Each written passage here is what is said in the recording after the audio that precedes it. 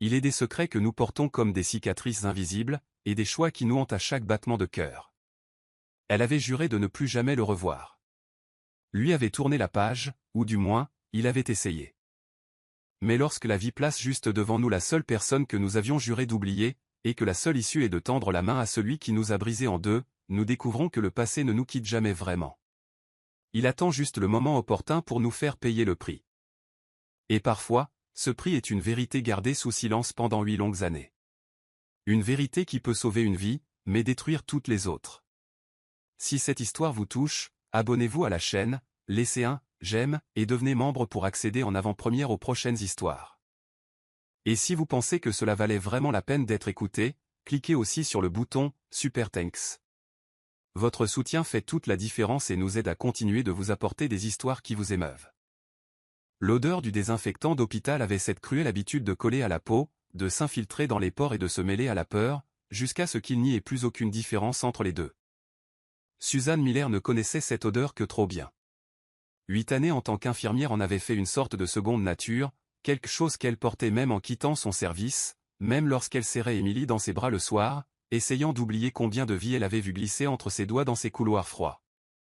Mais aujourd'hui, assise dans le bureau oppressant du docteur Elena Ramos, dont les murs blancs reflétaient une lumière fluorescente qui lui blessait les yeux, Suzanne découvrit que connaître l'odeur de la mort des autres ne préparait personne à en sentir le goût dans sa propre bouche. Cirrhose hépatique fulminante. Les mots du médecin flottèrent dans l'air comme des éclats de verre. Le foie d'Émilie est en train de lâcher, Suzanne. Rapidement. Suzanne cligna des yeux. Une fois, 2 fois.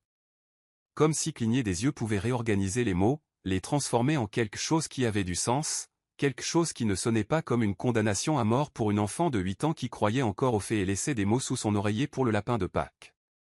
Combien de temps? La voix qui sortit d'elle était rauque, lointaine, comme si elle appartenait à quelqu'un d'autre. Le docteur Ramos croisa les mains sur son bureau. Ses yeux bruns, fatigués, empreints de cette compassion professionnelle que les médecins apprennent à doser, rencontrèrent ceux de Suzanne. Des semaines. Peut-être des mois si nous avons de la chance, mais nous avons besoin d'un donneur compatible, maintenant. Le monde bascula. Suzanne sentit le sol bouger sous elle, ou peut-être étaient-ce ses genoux qui cédaient, sa colonne vertébrale qui s'effondrait, tout son corps qui s'écroulait comme un bâtiment condamné. Elle agrippa le bord de la chaise, ses ongles s'enfonçant dans le plastique froid. Nous vous avons déjà testé, ainsi que votre mère et votre frère, poursuivit le médecin, et chaque mot était une porte qui claquait. Aucun n'est compatible. Nous devons élargir la recherche. Le père biologique, les grands-parents paternels, les oncles. Le père biologique. Ces 2 mots explosèrent dans la poitrine de Suzanne comme des éclats d'obus. Père biologique. Jake Sullivan. L'homme qu'elle avait enfoui au plus profond de son âme, enfermé dans un compartiment scellé où elle gardait tout ce qui faisait trop mal pour être touché. L'homme qui l'avait laissée seule, enceinte, détruite, à la veille de ce qui aurait dû être le plus beau jour de sa vie. Non. Le mot sortit avant que Suzanne ne puisse réfléchir. Ferme. Définitif. Le docteur Ramos inclina la tête. Suzanne. Non, répéta-t-elle plus fort maintenant, et il y avait quelque chose de sauvage dans sa voix, quelque chose de désespéré. Je ne peux pas. Il ne sait même pas qu'elle existe. Le silence qui suivit fut épais, suffocant. Suzanne pouvait entendre son propre cœur battre, un tambour frénétique contre ses côtes. Elle entendait le bourdonnement de la climatisation, le tic-tac de l'horloge au mur, la respiration contrôlée du médecin. Alors peut-être qu'il est temps qu'il le sache, dit doucement le docteur Ramos, mais il y avait de l'acier dans cette douceur. Parce que sans un donneur compatible, votre fille ne survivra pas. Suzanne rentra chez elle en mode automatique. Ses mains serraient le volant si fort que ses articulations en étaient devenues blanches. La ville défilait en éclairs flous, feux de circulation, panneaux publicitaires, gens vivant des vies normales, gens qui n'étaient pas en train de se noyer. Lorsqu'elle se gara devant le petit appartement qu'elle partageait avec Émilie, Suzanne coupa le moteur et resta assise là, fixant le volant comme s'il pouvait lui donner des réponses. Ses yeux brûlaient, mais les larmes refusaient de couler. Pas encore. Si elle commençait à pleurer maintenant, elle ne s'arrêterait jamais. Émilie, sa fille, sa lumière. ses yeux brun doré qui pétillaient quand elle riait, ce sourire en coin qui illuminait des pièces entières, ce rire contagieux qui faisait croire à Suzanne que le monde cachait encore de la bonté quelque part. Et maintenant cette lumière s'estompait. Suzanne ferma les yeux et s'autorisa à se souvenir. Pas de Jake, pas encore, mais d'Émilie. Émilie a 3 ans, tournoyant dans le jardin dans un costume de princesse improvisé. Émilie a 5 ans, fière lors de son premier jour d'école, son sac à dos plus gros qu'elle. Émilie, la semaine dernière, trop fatiguée pour jouer, sa peau prenant cette teinte jaunâtre que Suzanne, en tant qu'infirmière, avait immédiatement reconnue comme une jaunisse. Comment ne l'avait-elle pas vue avant? Comment avait-elle laissé le travail, l'épuisement, la routine, l'aveugler sur ce qui se passait juste sous son nez? Maman? La voix aiguë d'Émilie traversa le brouillard de sa culpabilité. Suzanne ouvrit les yeux et vit sa fille à la fenêtre, lui faisant signe, et quelque chose en elle se brisa et se ressouda en même temps. Elle sortit de la voiture sur des jambes qui semblaient faites de plomb. Ce soir-là, après qu'Émilie se fût endormie trop épuisée, toujours épuisée maintenant, Suzanne s'assit sur le canapé, son ordinateur portable sur les genoux et les doigts tremblants au-dessus du clavier. Jake Sullivan. Elle tapa le nom et attendit, le cœur battant à tout rompre. 8 ans. 8 ans qu'elle n'avait pas vu ce visage, entendu cette voix, senti ses mains sur sa peau. 8 ans qu'il avait fait des promesses qui s'étaient évaporées comme de la fumée. Les résultats de la recherche s'affichèrent, et il était là. Sullivan est associé, droit des affaires, associé principal. Une photo professionnelle, Jake en costume, ses cheveux bruns plaqués en arrière, ses yeux bruns dorés les mêmes qu'Émilie fixant l'objectif avec une assurance qui retourna l'estomac de Suzanne. Il avait prospéré. Bâti un empire. Tourné la page. Tandis qu'elle élevait sa fille seule, enchaînait les doubles gardes, survivait avec 3 heures de sommeil, comptait chaque centime. La colère vint par vagues, brûlante et suffocante. Suzanne claqua l'ordinateur portable, mais l'image était déjà gravée sur ses paupières. Puis elle vit un autre titre datant d'il y a 3 mois, l'avocat Jake Sullivan annonce ses fiançailles avec Claire Donovan, héritière de Donovan Industries. Fiançailles. Il allait se remarier. Ou plutôt, se marier pour la première fois, puisque leur mariage n'avait jamais eu lieu. Suzanne porta la main à sa bouche, étouffant le son qui tentait de s'échapper, quelque chose entre un rire et un sanglot. C'était trop ironique, trop cruel. Mais alors, elle pensa à Émilie. Émilie, dormant dans la pièce d'à côté, son petit corps fragile combattant un ennemi invisible. Émilie, qui posait parfois des questions sur son père, avec ses yeux immenses pleins d'un espoir qui brisait Suzanne en deux. Maman, est-ce que mon papa est beau? Est-ce qu'il m'aimerait? Suzanne n'avait jamais su quoi répondre. Comment dire à sa fille que son père ne savait pas qu'elle existait, qu'il avait choisi quelqu'un d'autre, une autre vie, et laissé Suzanne en morceaux, saignant? Mais maintenant, il n'y avait plus le choix. Suzanne prit son téléphone et, avec des doigts tremblants si forts qu'elle faillit le laisser tomber, chercha l'adresse du bureau de Jake. Il était la seule chance de la sauver. Même si cela signifiait affronter l'homme qui avait brisé son cœur.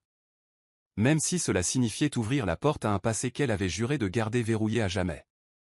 Parce que certaines choses sont plus grandes que la fierté, plus grandes que la douleur, plus grandes que la peur. Et l'amour d'une mère. L'amour d'une mère était capable de brûler le monde entier si nécessaire.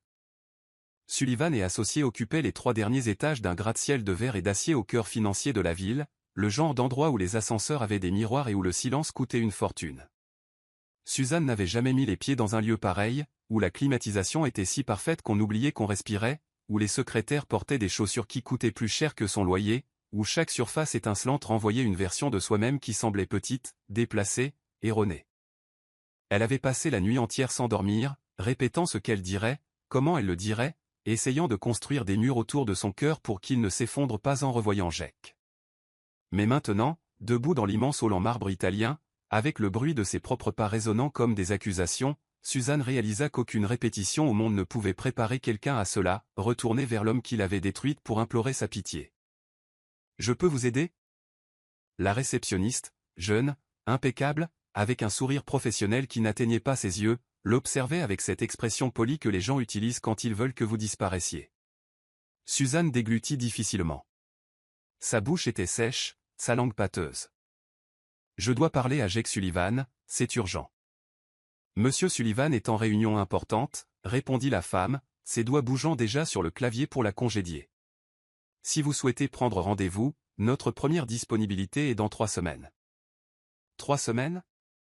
La voix de Suzanne sortit plus forte que prévu, résonnant dans le hall. Quelques visages se tournèrent. Elle sentit la chaleur monter à son cou, mais ne recula pas. Ma fille n'a pas 3 semaines. La réceptionniste cligna des yeux, confuse. Je suis désolé, mais je ne comprends pas. Quel étage? L'interrompit Suzanne, sa voix désormais ferme, dangereuse. Il y avait quelque chose de sauvage qui grandissait en elle, quelque chose de maternel et féroce qui n'accepterait pas de refus. À quel étage est-il? Madame, je ne peux pas simplement. Mais Suzanne marchait déjà vers les ascenseurs, son cœur battant si fort qu'elle pouvait sentir les pulsations dans son cou, ses tempes, ses poignets. Elle entendit la réceptionniste appeler la sécurité, entendit des voix derrière elle, mais ne s'arrêta pas. Elle pensait à Émilie. Les portes de l'ascenseur s'ouvrirent et Suzanne s'y engouffra, appuyant sur le bouton du dernier étage avant que quiconque ne puisse l'arrêter. Les portes se fermèrent dans un doux chuchotement, et puis ce fut juste elle et son propre reflet dans le miroir, cheveux bruns en désordre, cernes profonds, son uniforme d'infirmière froissé parce qu'elle venait directement de l'hôpital. Pas le temps de rentrer, pas le temps de se reprendre. Elle ressemblait exactement à ce qu'elle était. Une femme désespérée. L'ascenseur monta en silence, et à chaque étage qui passait, Suzanne sentait son estomac se nouer davantage. 8 ans. 8 ans depuis la dernière fois qu'elle avait vu Jake, depuis cet horrible matin où elle s'était réveillée seule dans le lit qu'elle aurait dû partager en tant que jeune mariée, et n'avait trouvé qu'un mot, je ne peux pas faire ça, désolé. 6 mots qui l'avaient brisée en deux. 6 mots qui l'avaient laissée enceinte, seule, et saignant dans une robe de mariée qu'elle ne porterait jamais. Les portes de l'ascenseur s'ouvrirent au 32e étage, révélant un large couloir aux parois de verre surplombant la ville en contrebas. Une vue si absurdement belle qu'elle semblait insulter toute la laideur que Suzanne portait en elle. « Et, vous ne pouvez pas être ici. » Un agent de sécurité apparut en courant, mais Suzanne avançait déjà, ses yeux scannant les panneaux sur les portes. Salle de conférence A, salle de conférence B, salle de conférence exécutive. Et puis elle l'entendit. Un rire. Léger, féminin, venant de derrière une double porte en acajou poli, puis une voix masculine, grave, familière d'une manière qui fit se contracter chaque muscle du corps de Suzanne. La voix de Jake. Elle ne réfléchit pas. Elle poussa simplement les portes et entra. La scène se figea comme une photographie. Une immense salle élégante avec une longue table en bois sombre entourée de gens en costume, des ballons roses et du champagne dans des verres en cristal. Un petit gâteau avec 2 noms écrits en glaçage doré, Jake et Claire. Une fête de fiançailles. Et au centre de tout cela, debout près de la fenêtre avec une superbe femme blonde accrochée à son bras, se tenait Jake Sullivan. Il n'avait pas autant changé que Suzanne l'avait imaginé. Il avait toujours cette mâchoire anguleuse, ses épaules larges, cette façon d'occuper l'espace comme si le monde avait été fait pour lui. Mais il y avait aussi quelque chose de différent. De nouvelles rides autour des yeux. Un sérieux qui n'existait pas auparavant. Des cheveux avec quelques fils d'argent aux tempes. Il semblait plus vieux, plus fatigué, plus réel. Ses yeux brun dorés. Les mêmes que Suzanne voyait chaque jour sur le visage d'Émilie s'écarquillèrent en la voyant. La couleur quitta son visage. Suzanne? La voix sortit rauque, incrédule. Son nom dans sa bouche fut comme un coup de poing. Suzanne vacilla, mais resta debout. Elle devait rester debout. Il faut qu'on parle, réussit-elle à dire, malgré sa gorge qui se serrait, malgré les larmes qui brûlaient au coin de ses yeux. Maintenant. La femme blonde claire, supposa Suzanne, fronça les sourcils. Ses yeux bleus foncés scannaient Suzanne de haut en bas avec un dédain à peine dissimulé. « Excusez-moi, mais qui êtes-vous » Suzanne ne la regarda même pas. Elle ne pouvait pas détacher ses yeux de Jake, qui était pâle. Ses mains serrées en poing sur les côtés. « Jake, dit-elle à nouveau, et cette fois sa voix se brisa.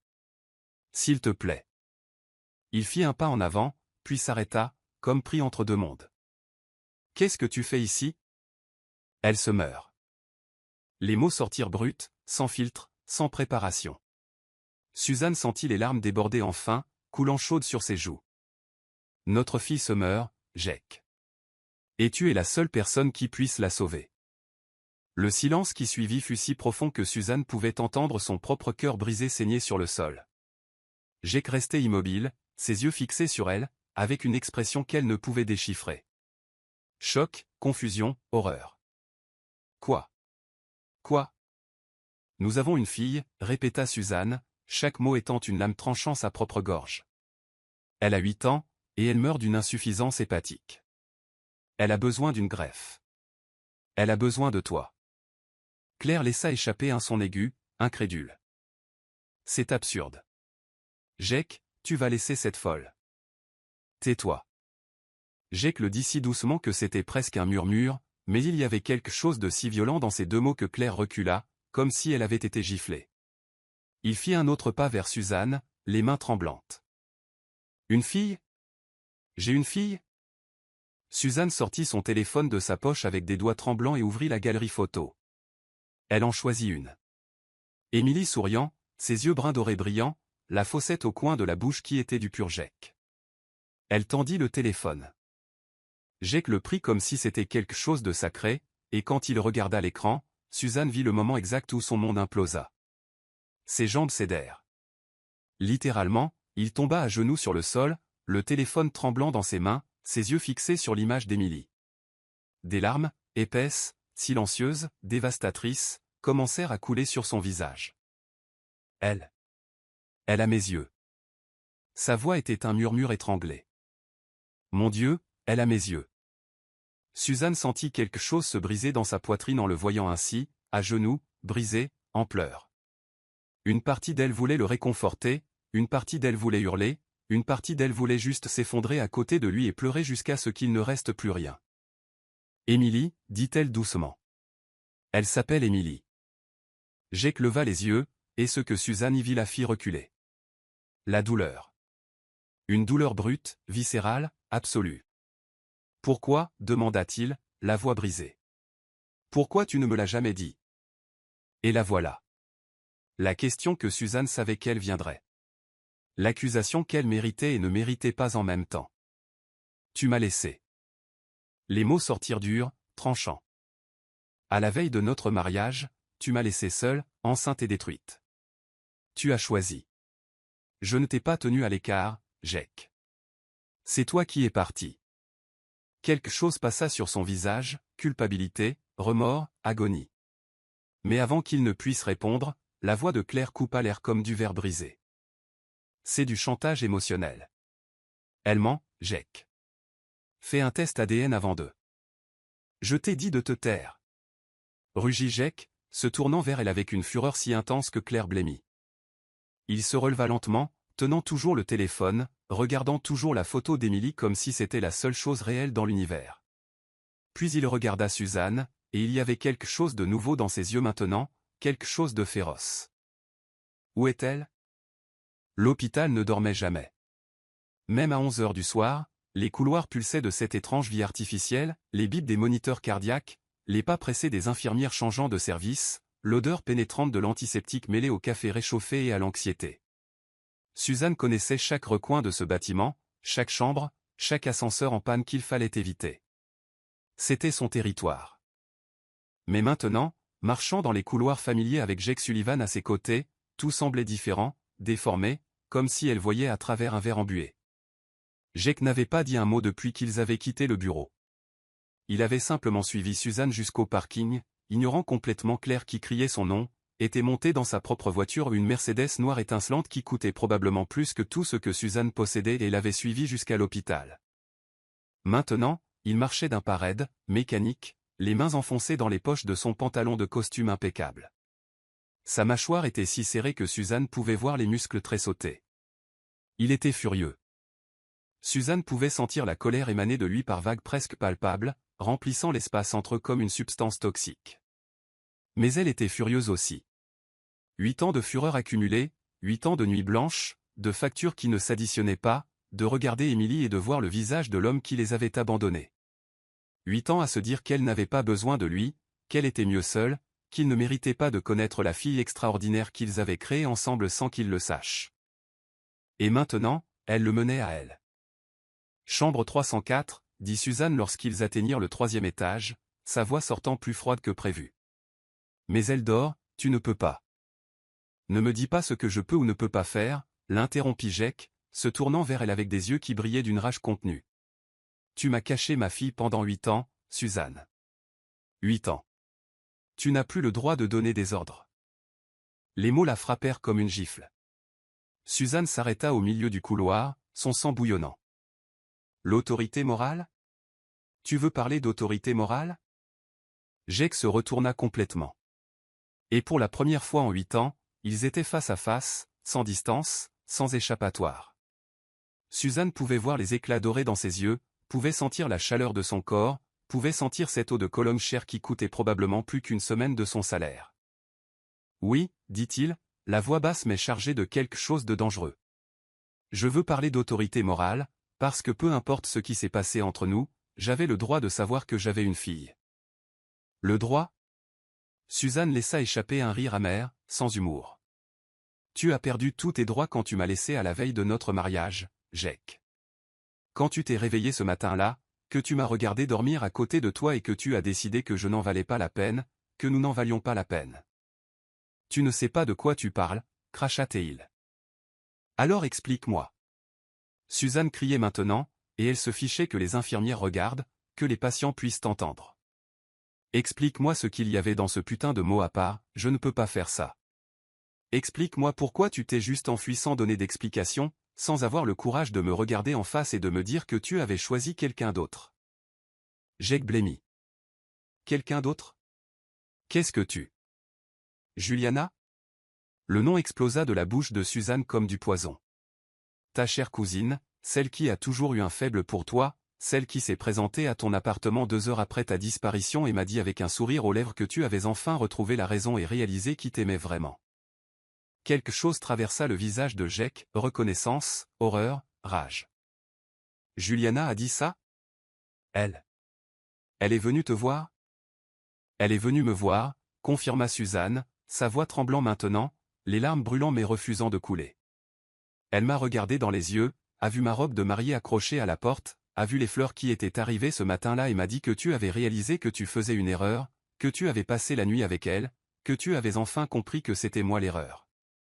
C'est un mensonge, dit Jake, mais sa voix était faible, choquée. Je n'ai jamais. Nous n'avons jamais. Je m'en fous. Cria presque Suzanne. Ça n'a pas d'importance que tu aies couché avec elle ou non, Jake, tu m'as laissé. À la veille de notre mariage, tu as regardé notre avenir et tu as décidé que tu n'en voulais pas.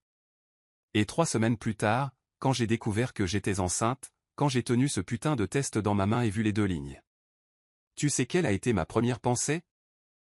Jake la fixait, le visage tordu par l'agonie. Ma première pensée a été de t'appeler, poursuivit Suzanne, la voix brisée. Même après tout, même après que tu m'aies détruite, mon premier instinct a été de décrocher le téléphone et de te le dire, parce que dans ma tête stupide et amoureuse, je pensais encore que tu voudrais savoir, que tu reviendrais, qu'un bébé changerait tout. Je serais revenu, chuchota Jake, les yeux brillants. Si tu m'avais dit, je serais. Revenu pourquoi? L'interrompit Suzanne. Par culpabilité? Par obligation? Pour jouer au père responsable tout en me regardant avec ressentiment pour le reste de ta vie, pour t'avoir piégé dans quelque chose que tu ne voulais pas? Non, Jake. Je n'allais pas m'infliger ça, et je n'allais pas infliger ça à ma fille. Notre fille. Rugit-il, et cette fois ce fut Suzanne qui recula. C'est notre fille, Suzanne. Pas juste la tienne. Et tu m'as volé 8 ans de sa vie. 8 ans de premiers pas, de premiers mots, de premiers jours d'école. Comment oses-tu te tenir là à me juger quand tu as fait une chose pareille? Parce que j'étais là. Hurla Suzanne en retour.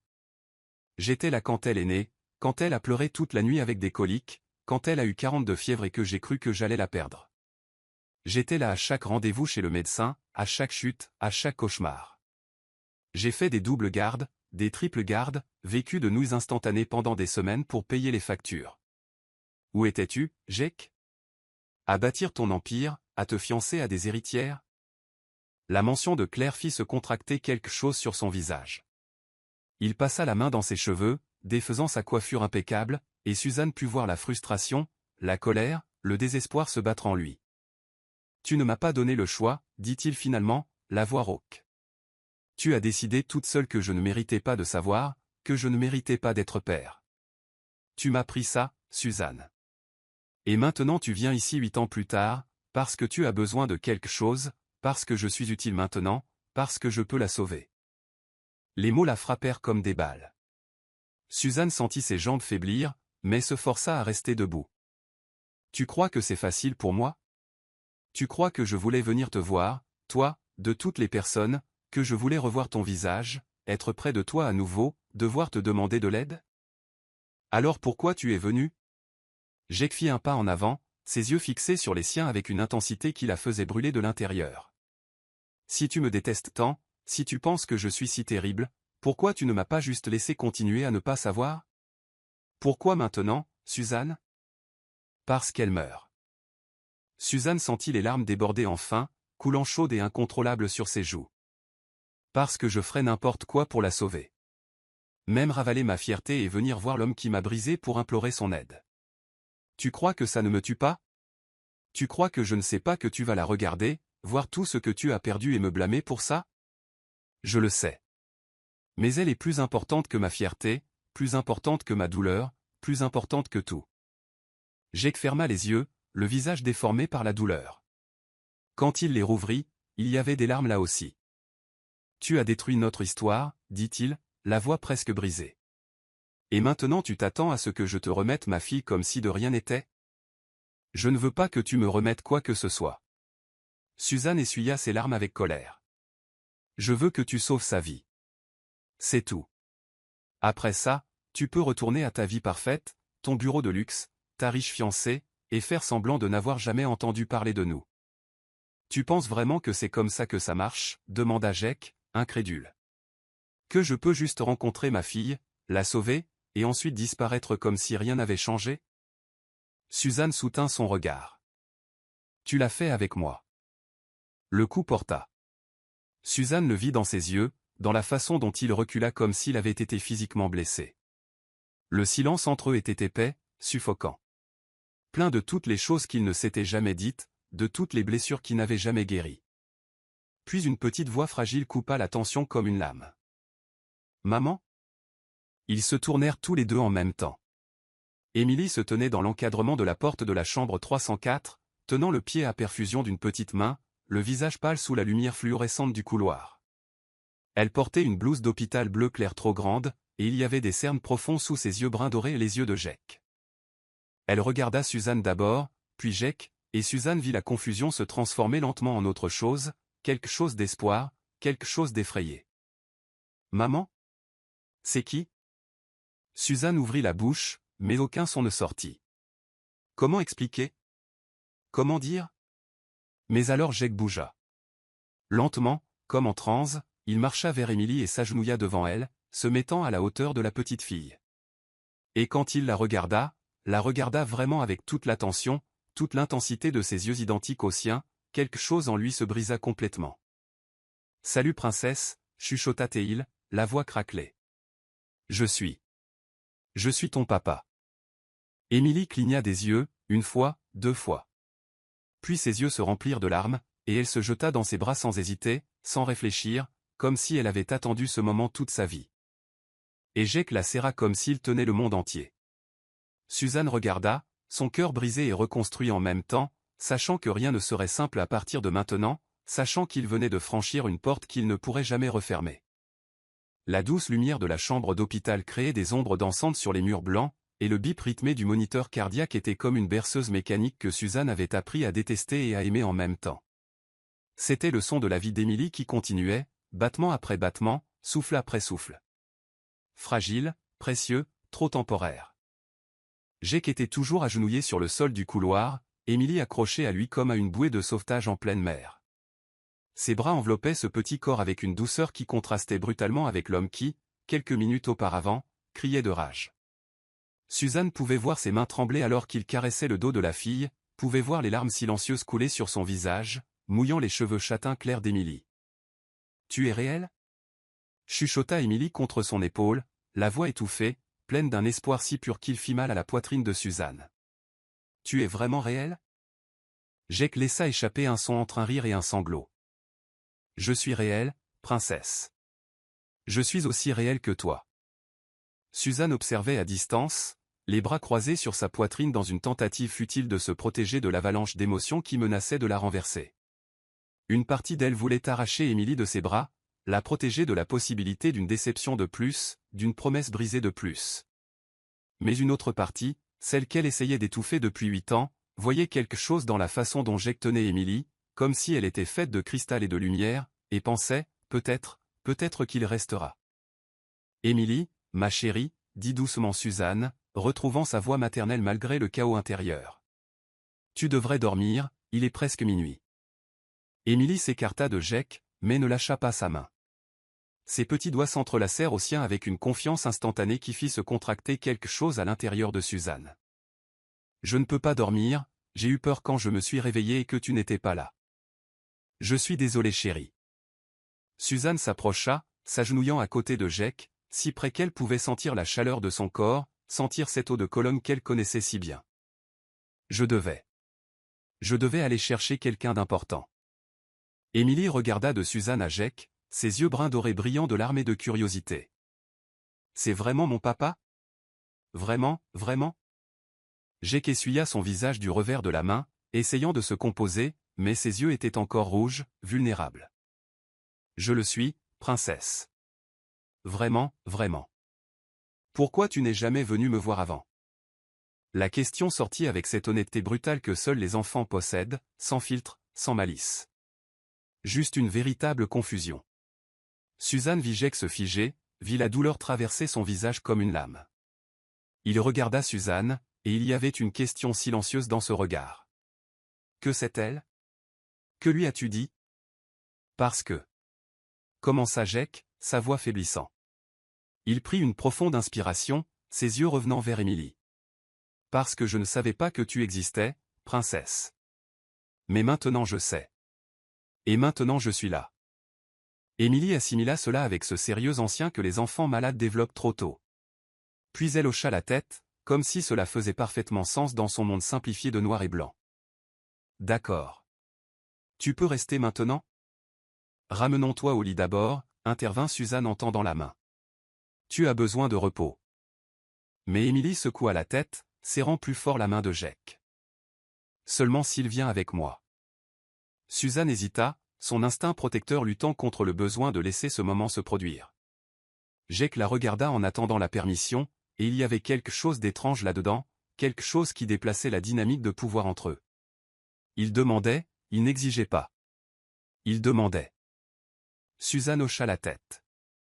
La chambre 304 était petite, presque claustrophobe, avec de la place seulement pour le lit d'hôpital, une chaise inconfortable où Suzanne avait passé d'innombrables nuits blanches, et une fenêtre donnant sur le parking en contrebas.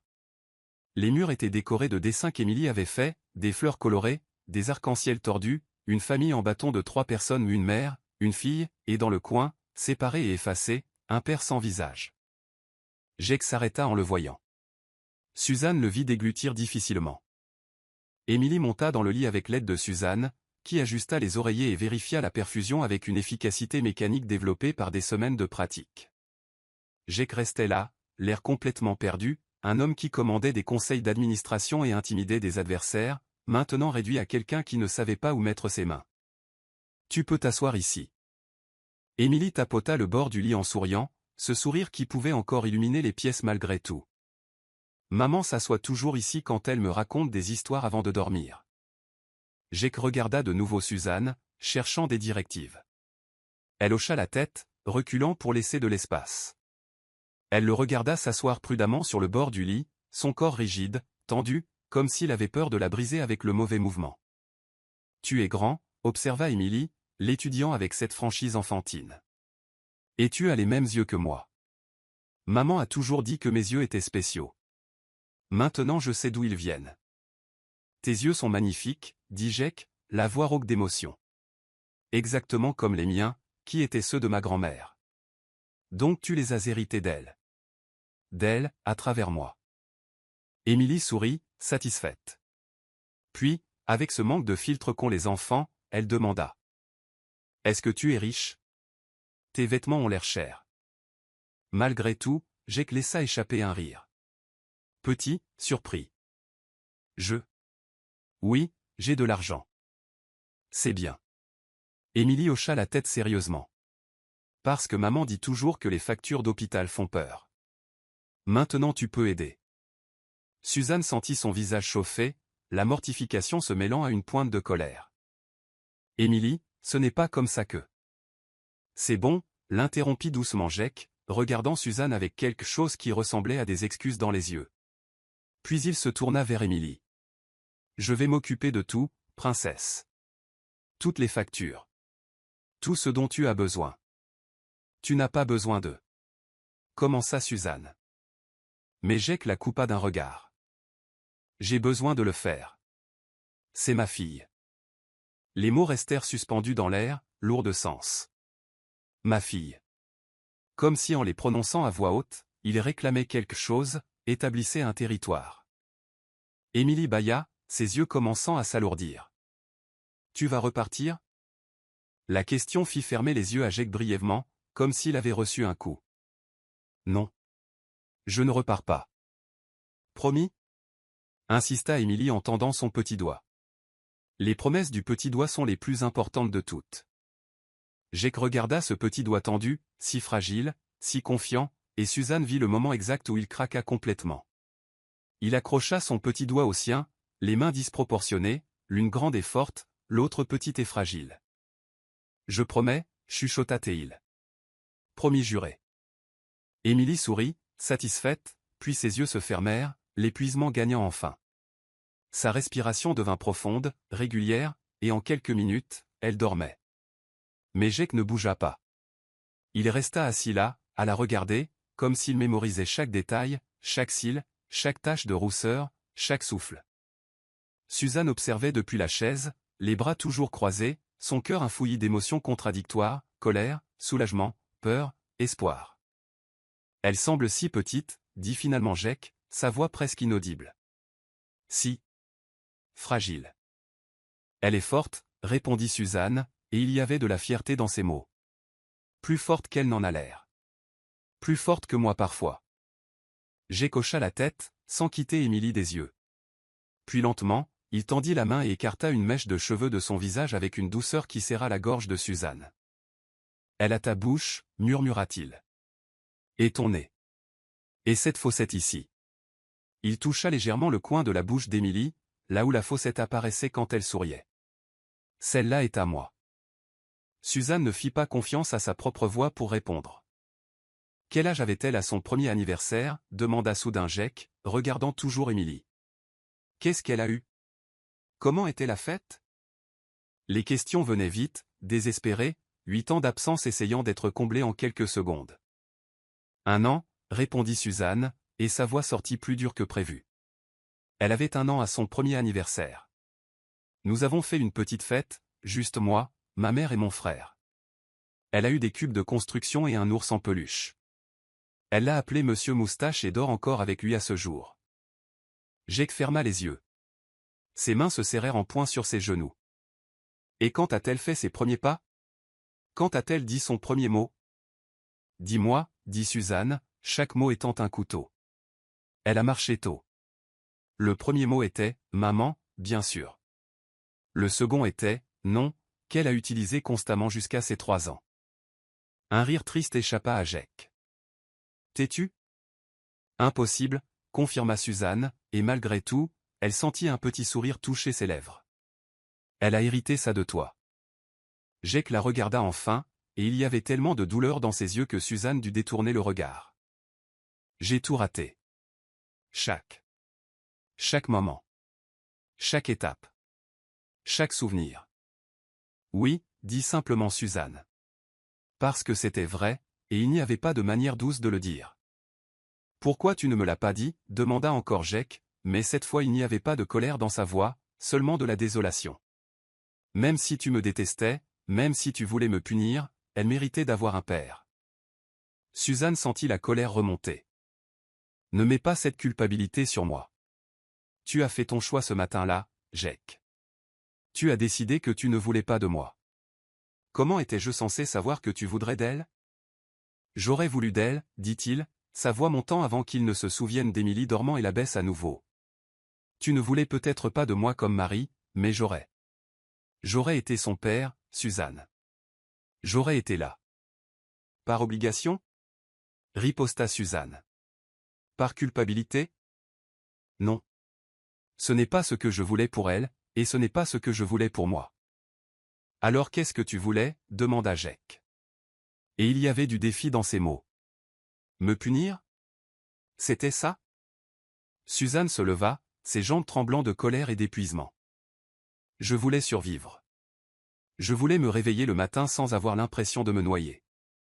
Je voulais regarder ma fille et ne pas voir l'homme qui m'avait brisé le cœur. Mais tu sais ce qui s'est passé? Je te vois en elle tous les jours, dans ses yeux, dans ce sourire, dans la façon têtue dont elle croise les bras quand elle est déterminée. Tu es dans chaque partie d'elle, Jake. Et j'ai dû apprendre à aimer ces parties malgré tout. Jake la fixa et quelque chose passa entre eux, une compréhension, peut-être, ou juste la reconnaissance qu'ils avaient tous les deux trop de blessures à compter. Est-ce qu'elle va vraiment mourir? Demanda-t-il doucement. Et il y avait tellement de peur dans ces mots que Suzanne sentit son cœur se serrer. Oui, répondit-elle honnêtement. Sans greffe, elle a des semaines. Peut-être un mois. Son foie lâche rapidement. Jake passa sa main sur son visage, et quand il l'écarta, elle tremblait. Qu'est-ce que je dois faire? Des tests? Des examens? Demain matin, dit Suzanne. Je prendrai rendez-vous avec le docteur Peterson. Il fera le dépistage complet. Et si je suis compatible? Jake regarda à nouveau Émilie. Combien de temps avant l'opération? Ça dépend de la rapidité avec laquelle on peut la programmer. Une semaine, peut-être 2. Fais en sorte que ce soit une semaine. Jake dit cela avec cette autorité de quelqu'un habitué à donner des ordres et à être obéi. Je paierai tout ce qu'il faut pour accélérer les choses. Suzanne voulait être irritée par cette présomption que l'argent résolvait tout, mais à ce moment-là, elle était trop fatiguée pour se battre. D'accord. Le silence retomba entre eux, lourd et inconfortable. Je devrais y aller, dit finalement Jake, mais il ne bougea pas. Ses yeux restaient fixés sur Émilie, comme s'il ne pouvait se forcer à partir. Tu peux rester. Les mots sortirent de Suzanne avant qu'elle ne puisse les analyser. Jusqu'à ce qu'elle se réveille, si tu veux. Jake la regarda, surpris. Tu me laisserais faire? Suzanne haussa les épaules, trop fatiguée pour faire semblant. Elle vient de rencontrer son père. Je pense qu'elle mérite de se réveiller et de le voir encore là. Quelque chose changea dans le visage de Jake. De la gratitude, peut-être, ou juste du soulagement. Il hocha la tête et s'installa mieux dans la chaise à côté du lit, sa main trouvant celle d'Émilie et la tenant doucement. Suzanne s'éloigna vers la petite fenêtre, regardant le parking en bas où les lumières clignotaient et où le monde continuait de tourner, ignorant le tremblement de terre qui s'était produit dans cette petite chambre. Et alors qu'elle observait le reflet de Jake tenant la main de leur fille dans la vitre, Suzanne se demanda si elle avait fait la bonne chose, si le laisser entrer ne résulterait pas juste en un cœur brisé de plus quand tout serait fini. Mais en regardant Émilie dormir paisiblement, une expression de paix sur son visage qui n'était pas apparue depuis des semaines, Suzanne pensa, peut-être que le risque en vaut la peine. 3 jours avaient passé depuis que Jake était entré dans la vie d'Émilie comme un ouragan émotionnel. 3 jours de tests interminables, de paperasse médicale, de conversations tendues entre médecins sur la compatibilité des tissus et les fenêtres chirurgicales. 3 jours où Jake se présentait à l'hôpital chaque matin avec du café pour Suzanne, toujours comme elle l'aimait. Avec 2 sucres et un peu de crème, un détail dont il n'aurait pas dû se souvenir après 8 ans, mais dont il se souvenait. Suzanne ne savait pas quoi faire de ça, de lui. De la façon dont Jake regardait Émilie comme si elle était faite de pure lumière, ou de la façon dont il avait annulé des réunions importantes pour s'asseoir au chevet de son lit, lisant des histoires avec des voix drôles qui faisaient rire la petite fille jusqu'à ce qu'elle en ait mal au ventre. Elle ne savait pas quoi faire de la façon dont son cœur traître s'emballait chaque fois qu'il entrait dans la pièce, ou de la façon dont son corps reconnaissait encore le sien après si longtemps, la largeur de ses épaules, la façon dont il passait sa main dans ses cheveux quand il était nerveux, ce sourire en coin qui la faisait fondre complètement. Maintenant il était tard, presque 10 heures du soir, et Suzanne était épuisée par une double garde qui avait commencé à 6 heures du matin. Chaque muscle de son corps lui faisait mal. Ses pieds semblaient peser une tonne dans ses chaussures d'infirmière blanche, et tout ce qu'elle voulait, c'était rentrer chez elle, prendre une douche chaude et s'effondrer dans son lit pour quelques heures avant de retourner à l'hôpital. Émilie dormait, surveillée par l'équipe de nuit. Jake était parti 1 heure plus tôt, à contre-cœur, après avoir embrassé le front d'Émilie et promis d'être de retour le lendemain matin. Suzanne était restée pour finir quelques papiers, organiser les médicaments d'Émilie pour la semaine suivante. Faire toutes ces petites choses qui maintenaient l'illusion de contrôle quand le monde s'écroulait. Elle classait les derniers dossiers quand les lumières du couloir vacillèrent 1 fois, 2 fois. Puis elles s'éteignirent complètement, ne laissant que les lumières d'urgence projetant une lueur verte fantomatique sur les murs. Parfait, marmonna Suzanne pour elle-même, exactement ce qu'il me fallait. Des voix résonnèrent dans le couloir, des infirmières vérifiant les patients, les générateurs de secours s'enclenchant avec un bourdonnement sourd. Suzanne attrapa son sac et se dirigea vers les ascenseurs, espérant qu'ils fonctionnaient encore. L'ascenseur point les portes s'ouvrirent et elle entra, appuyant sur le bouton du rez-de-chaussée. Elle commençait à se refermer lorsqu'une main surgit dans l'entrebâillement, les forçant à se rouvrir. Jake s'engouffra à l'intérieur, cravate desserrée, blazer jeté sur l'épaule. Il se figea en la voyant, la surprise se peignant sur son visage. « Suzanne, je pensais que tu étais partie. »« Toujours là ?» répondit-elle en appuyant de nouveau sur le bouton, plus fort que nécessaire. « J'avais des choses à finir. »« Moi aussi. » Jake se tenait de l'autre côté de la cabine, maintenant une distance respectueuse. « J'avais oublié des documents dans ma voiture, je suis revenu les chercher. » Un silence gênant tomba entre eux alors que les portes se fermaient et que l'ascenseur entamait sa descente. Suzanne fixa les chiffres au-dessus de la porte, comptant les étages, 15, 14, 13. Tout pour éviter de regarder Jake. Pour ne pas remarquer à quel point il semblait fatigué, mais toujours absurdement beau sous la lumière tamisée. Pour ignorer l'odeur de son eau de Cologne qui emplissait l'espace exigu et lui rappelait des souvenirs qu'elle avait juré d'oublier. Entre le 10e et le 9e étage, l'ascenseur trembla violemment. Suzanne agrippa la barre d'appui, le cœur battant à tout rompre. Les lumières clignotèrent, puis, avec un inquiétant grincement métallique, l'appareil s'immobilisa complètement. « Non » murmura Suzanne en martelant le bouton du rez-de-chaussée. Rien. Elle appuya sur le bouton d'urgence, l'alarme retentit brièvement avant de mourir. « Non, non, non. »« Calme-toi » dit Jake en s'approchant pour appuyer lui aussi. Rien ne se passa. Il décrocha le téléphone de secours, mais il n'y avait aucune tonalité. Ça doit être à cause de la coupure de courant. Les systèmes de secours sont probablement surchargés. Super, lâcha Suzanne en s'adossant au mur, les yeux clos. Vraiment super. Ils vont s'en rendre compte bientôt, dit Jake, bien que sa voix manque d'assurance. Quelqu'un va le remarquer. C'est ça. Suzanne laissa échapper un rire sans joie. Parce qu'être coincé dans un ascenseur avec toi, c'est exactement ce qu'il manquait à ma journée. Elle vit sa mâchoire se contracter. Ce n'est pas comme si j'avais planifié ça. Je sais. Suzanne soupira, passant ses mains sur son visage. Désolé, je suis juste fatigué. Vraiment fatigué. Jake l'observa un instant, puis retira son blazer et le lui tendit.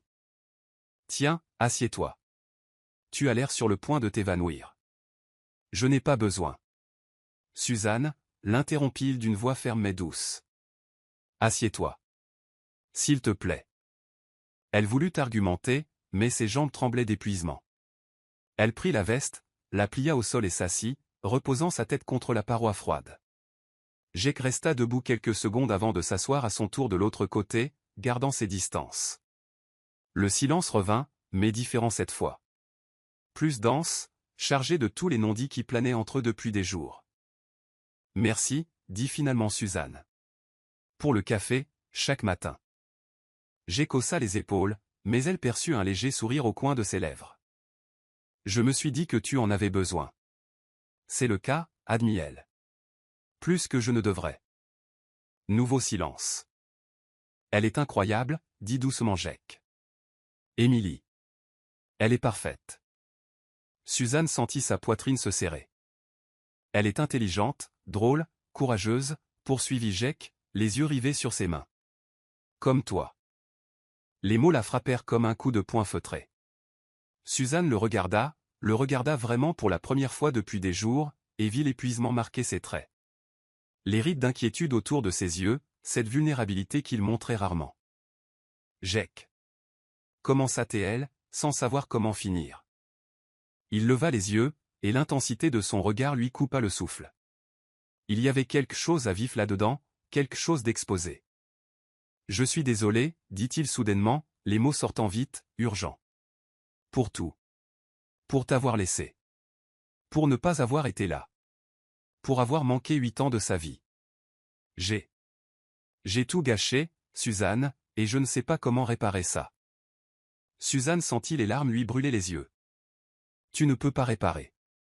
On ne peut pas revenir en arrière. Je sais. Jake passa une main frustrée dans ses cheveux. Mais je veux essayer. Je veux être présent à partir de maintenant. Je veux être le père qu'elle mérite.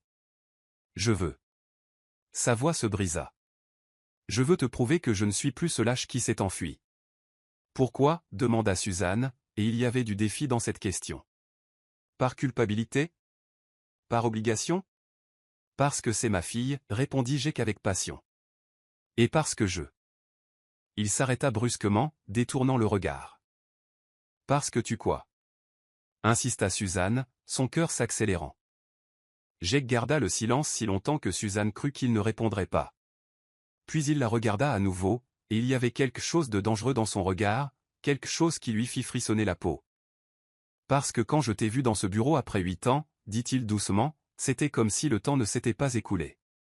Comme si mon corps te reconnaissait encore, te voulait encore. L'air entrechangea, devint plus épais, chargé d'électricité. Jake, murmura Suzanne, sans savoir si c'était un avertissement ou une invitation. Il bougea. Pas beaucoup. Juste assez pour se rapprocher. Juste assez pour que Suzanne sente sa chaleur.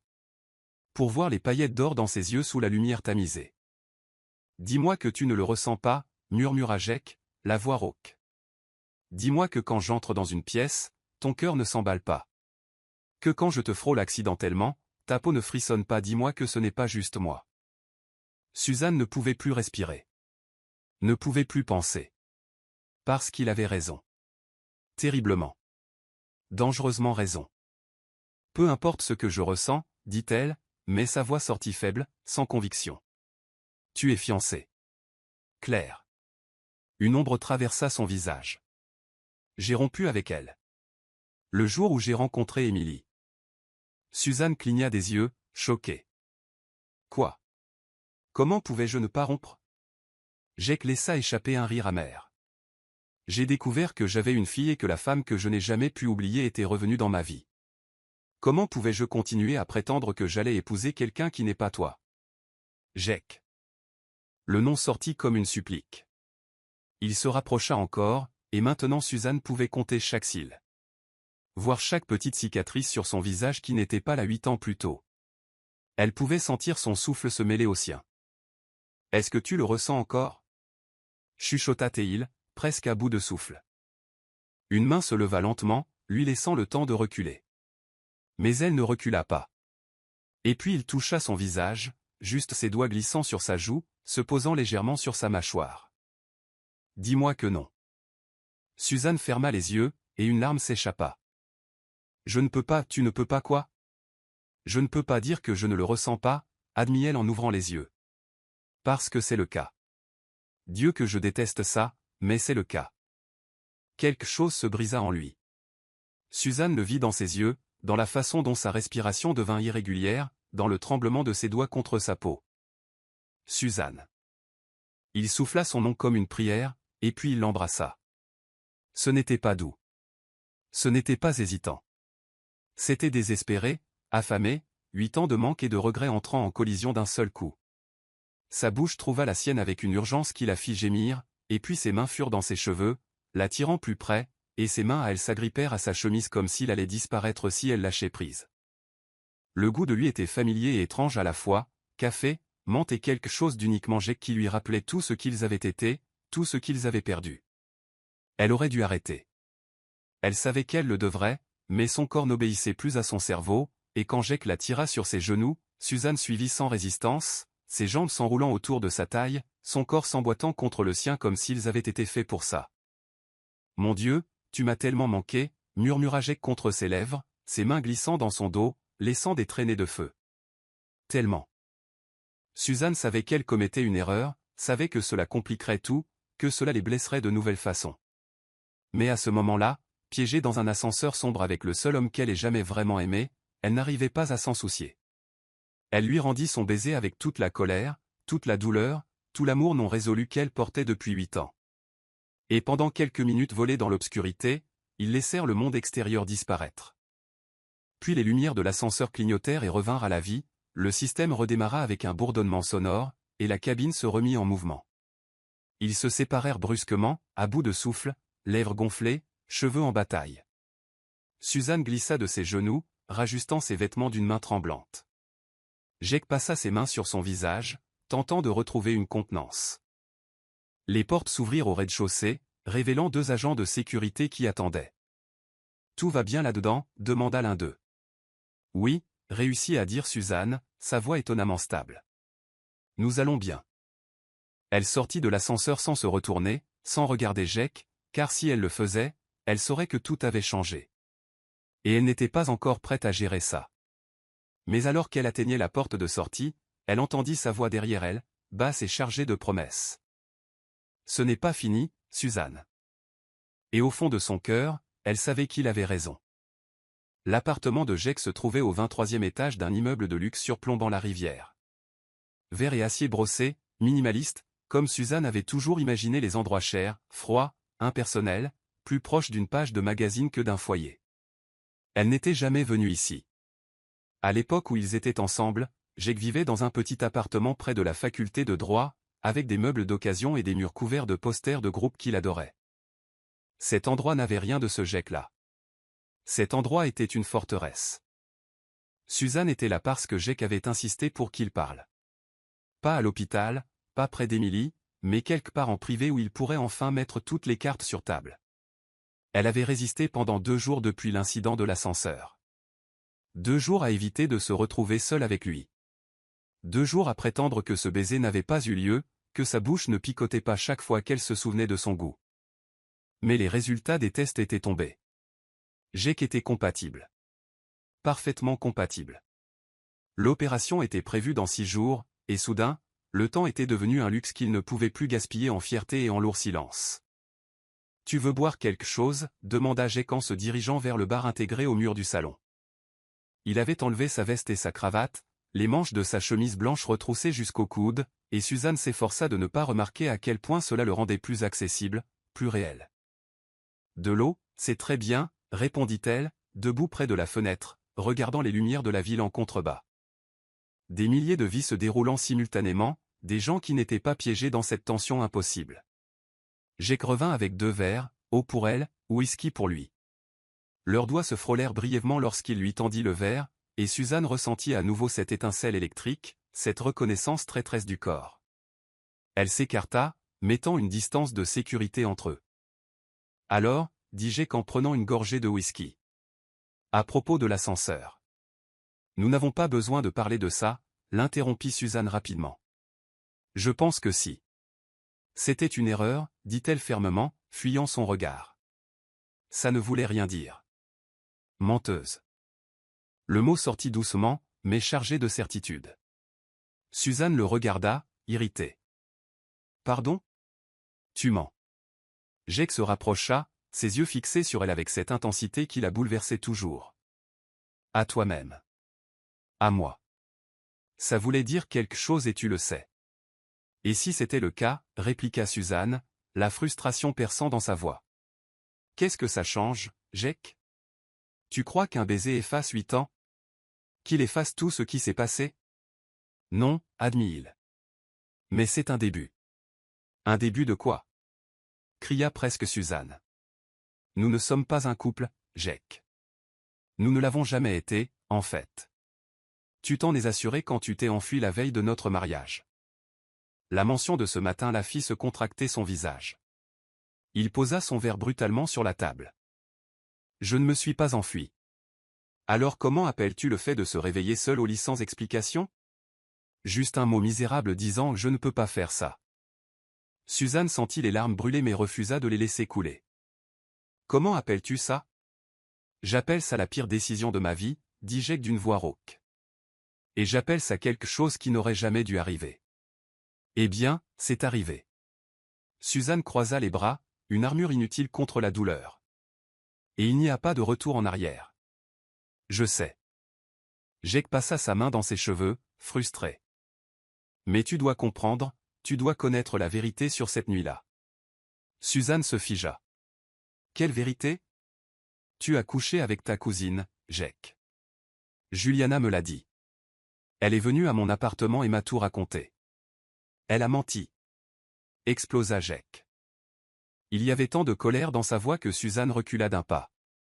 Il le remarqua et prit une profonde inspiration, essayant de se contrôler. Désolé, je ne voulais pas crier.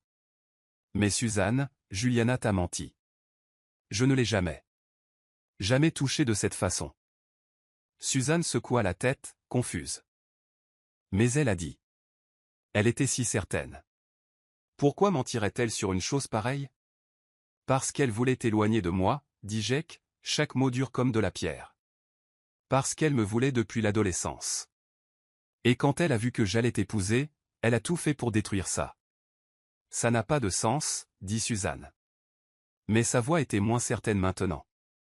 Si tu n'étais pas avec elle, pourquoi es-tu parti? Pourquoi m'as-tu laissé?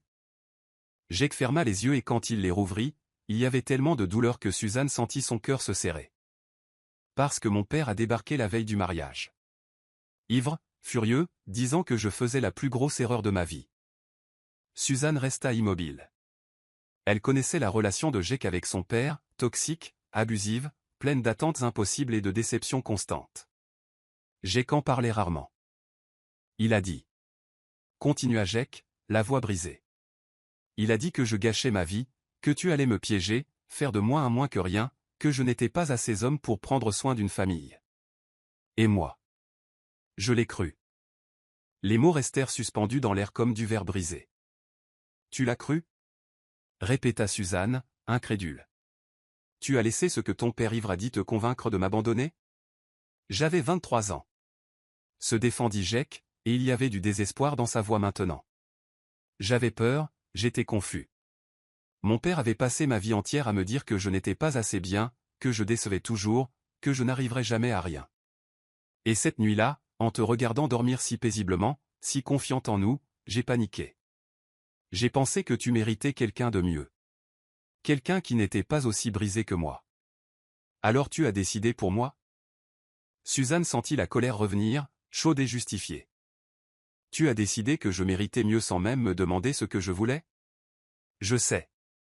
Cria Jake. Je sais que c'était lâche. Je sais que j'ai tout ruiné, mais j'essayais de te protéger de moi. Me protéger? Suzanne laissa échapper un rire amer. Tu m'as détruite, Jake. Tu m'as laissé enceinte et seule. Tu m'as fait douter de ma propre valeur. En quoi est-ce une protection? Je ne savais pas que tu étais enceinte. Riposta Théil. Si tu l'avais su, quoi? L'interrompit Suzanne. Tu serais revenu? Tu serais resté par obligation? C'est ce que tu crois que je voulais? Un homme qui reste avec moi parce qu'il se sent coupable? Ce n'était pas une question d'obligation.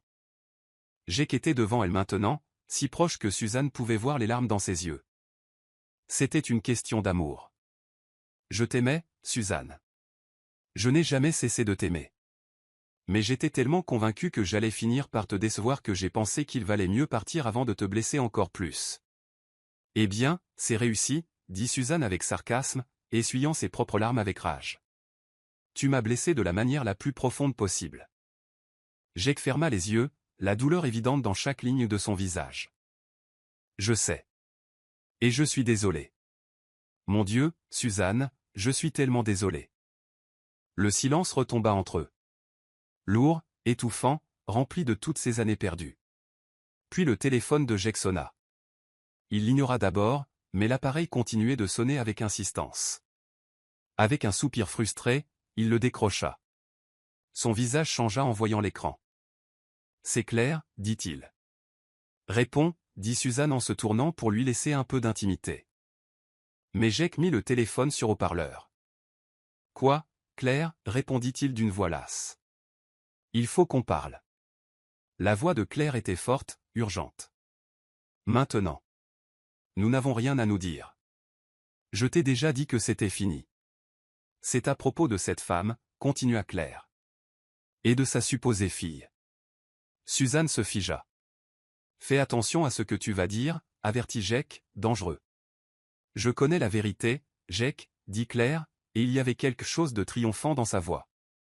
Sur la raison de ton départ, sur ce qui s'est vraiment passé cette nuit-là. Jake blêmit. De quoi parles-tu? Juliana m'a tout raconté, répondit Claire. Comment elle s'est assurée que Suzanne croit que tu avais couché avec elle? Comment elle savait que Suzanne était enceinte et te l'a cachée pendant des années? Elle me l'a dit il y a 3 ans, Jake. 3 ans. Et je ne te l'ai jamais dit. Le monde bascula. Suzanne sentit le sol se dérober sous ses pieds.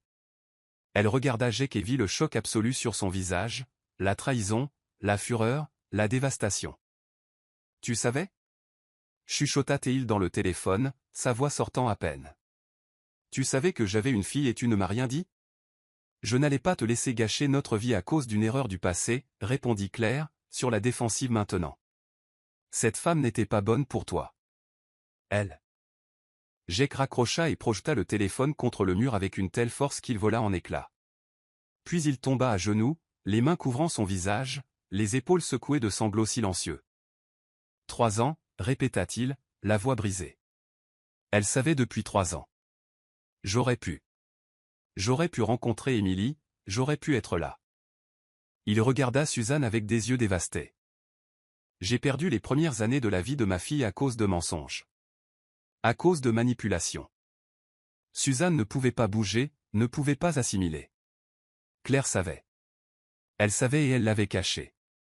Elle avait volé à Jake la chance d'être père, volé à Émilie la chance de connaître son père. Et Juliana. Juliana avait tout orchestré depuis le début. Elle m'a dit que vous aviez couché ensemble, dit Suzanne, la voix lointaine, sous le choc. Elle m'a regardé dans les yeux, m'a vue détruite et a menti. Parce qu'elle me voulait, dit Jake, toujours à genoux. Et quand elle a compris qu'elle ne m'aurait jamais, elle a décidé que personne d'autre ne m'aurait non plus.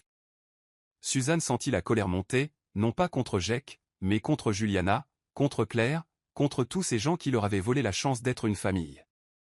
Elle s'agenouilla devant Jake, ses mains trouvant son visage, le forçant à la regarder. Écoute, dit-elle fermement. On a perdu 8 ans et rien ne nous les rendra. Mais Émilie est toujours là. Elle a besoin de nous. Elle a besoin de toi. Jake s'accrocha à ses mains comme à une bouée de sauvetage. Je suis désolé, chuchota Théil. Pour tout. Pour ne pas m'être battu, pour avoir cru au mensonge, pour ne pas t'avoir cherché plus tôt. Je suis désolé aussi, admit Suzanne. De ne pas t'avoir donné la chance de t'expliquer, d'avoir supposé le pire. Ils restèrent ainsi un long moment, agenouillés sur le sol d'un appartement hors de prix, se tenant l'un l'autre, pleurant tout ce qu'ils avaient perdu et tout ce qu'ils pouvaient encore sauver. Et quand Jake attira Suzanne dans ses bras et la serra comme si elle allait disparaître, Suzanne le laissa faire. Parce que pour la première fois en 8 ans, elle ne tenait plus le coup toute seule. Le matin se leva froid et gris, le genre de jour où le ciel semble peser sur la ville comme une couverture mouillée. Suzanne était dans la cuisine du petit appartement qu'elle partageait avec Émilie, fixant la tasse de café qui avait refroidi dans ses mains 20 minutes plus tôt sans qu'elle n'en boive une seule gorgée. Elle ne pouvait pas. Son estomac était trop noué, trop serré, rongé par une anxiété acide. Une semaine s'était écoulée depuis la révélation explosive sur Claire et Juliana. Une semaine depuis que Jake était tombé à genoux dans cet appartement de luxe et avait serré Suzanne comme si elle était la seule chose solide dans un monde en ruine. Une semaine de messages constants de sa part, d'appels, de visites à l'hôpital où il passait chaque minute libre auprès d'Émilie, lui faisant la lecture, la faisant rire, étant le père qu'elle avait toujours mérité. Suzanne avait commencé à y croire. Mon Dieu, elle avait commencé à croire que peut-être, juste peut-être, il pourrait réparer ce qui avait été brisé, qu'il pourrait former une étrange version recollée d'une famille. Et puis, hier après-midi, l'avocat de Claire s'était présenté à l'hôpital avec des documents légaux et une expression qui n'admettait aucune réplique, test de paternité obligatoire avant toute procédure médicale impliquant un don d'organes. Ordonnance du tribunal. Non négociable. Suzanne avait vu le visage de Jake à la réception des papiers. La fureur, l'humiliation, la peur. Elle l'avait entendu maudire, crier à l'avocat qu'Émilie était évidemment sa fille, que n'importe quel idiot avec des yeux pouvait le voir. Mais les mots s'étaient coincés quand l'avocat, d'une voix professionnelle et froide, avait mentionné la responsabilité légale et la protection contre la fraude à la paternité. Comme si Suzanne était une chercheuse d'or, comme si Émilie était un mensonge commode. Jake l'avait regardé, les yeux pleins d'excuses, et avait dit qu'il ferait le test. Juste pour faire taire Claire, juste pour avoir la preuve légale indéniable, juste pour avancer. Mais quelque chose s'était brisé en Suzanne quand il avait accepté. Parce qu'au fond, dans cet endroit blessé qu'elle essayait de cacher, son accord ressemblait à un doute. C'était comme si, malgré tout, malgré le fait de voir Émilie, de regarder ses yeux identiques aux siens, une part de Jake s'interrogeait encore. Et cela faisait plus mal que Suzanne ne l'avait prévu. Son téléphone vibra sur la table. Un message de Jake. « J'arrive dans 10 minutes. Je t'apporte un café et quelque chose à manger ?» Suzanne tapa une réponse rapide. « Pas la peine. Déjà pris mon café. » Un mensonge. Mais elle n'avait d'énergie pour rien d'autre. Il répondit presque immédiatement. « Suzanne, il faut qu'on parle d'hier. » Elle laissa le message en lu. Le laboratoire médical se trouvait au 3e étage de l'hôpital. Un espace aseptisé aux murs trop blancs. Des lumières fluorescentes trop crues. Et cette odeur chimique qui rappelait à Suzanne tout ce que les hôpitaux représentaient de mauvais. Maladie. Mort. Faim. Jake était déjà là quand Suzanne arriva avec Émilie. Il était appuyé contre le mur du couloir, en jean et chemise simple. Plus décontracté que Suzanne ne l'avait vu récemment, comme s'il avait renoncé à maintenir la façade impeccable de l'avocat à succès. Ses yeux s'illuminèrent quand il les vit. Il s'accroupit à la hauteur d'Émilie. « Salut, princesse. Comment vas-tu » Fatiguée, admit Émilie, mais elle lui sourit. Ce sourire qui illuminait son visage malgré la pâleur, malgré les yeux cernés. « Mais heureuse parce que tu es là. »« Je serai toujours là, » dit Jake en touchant tendrement son visage, écartant une mèche de cheveux. « Promis juré, tu te souviens » Émilie tendit son petit doigt et ils les accrochèrent ensemble. Un rituel qui était devenu le leur en seulement une semaine. Jake se releva et regarda Suzanne. Elle évita ses yeux, se concentrant sur le sac d'Émilie, ajustant sa veste. Tout pour ne pas avoir à affronter ce regard qui voyait toujours trop. « Suzanne, » dit Jake doucement en s'approchant. « Il faut qu'on parle. »« Pas ici, » répondit-elle froidement. « Pas maintenant. »« Alors quand ?» Il y avait de la frustration dans sa voix maintenant. « Tu m'évites depuis hier. »« Je n'évite personne, » mentit Suzanne. « J'ai été occupée. »« Menteuse, » dit-il, faisant écho au même mot d'il y a quelques jours. Mais cette fois, il n'y avait pas de chaleur. Juste de l'épuisement. Avant que Suzanne ne puisse répondre, la porte du labo s'ouvrit et une technicienne apparut. Jeune, efficace, avec un sourire professionnel qui n'atteignait pas ses yeux. « Famille Sullivan » appela-t-elle. Le nom frappa Suzanne comme une gifle. Famille Sullivan. Comme s'ils étaient une unité. Comme s'ils étaient réels. Jake prit la main d'Émilie et se dirigea vers la porte. Il se retourna, attendant Suzanne. Elle les suivit, mais garda ses distances. La procédure fut rapide. Écouvillons buccaux, formulaire, consentement signé. Émilie fut courageuse, ne se plaignit pas quand la technicienne passa le coton-tige à l'intérieur de sa joue. Jake fit de même, machinalement. Son visage était un masque de neutralité. Résultat sous 48 heures, dit la technicienne en plaçant les échantillons dans des enveloppes scellées. Nous les enverrons directement aux représentants légaux des parties impliquées. Parties impliquées.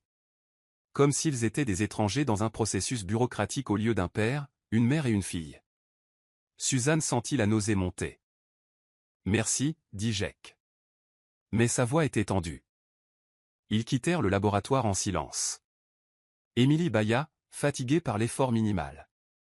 Jake la souleva automatiquement dans ses bras et elle posa sa tête sur son épaule, confiante, en sécurité. Je vais la ramener dans sa chambre, dit Suzanne en tendant les bras. Je vais l'emmener, répondit Jake. Jake. Je vais l'emmener, répéta-t-il fermement. Et ensuite, nous allons parler. Pas d'excuses. Pas de fuite.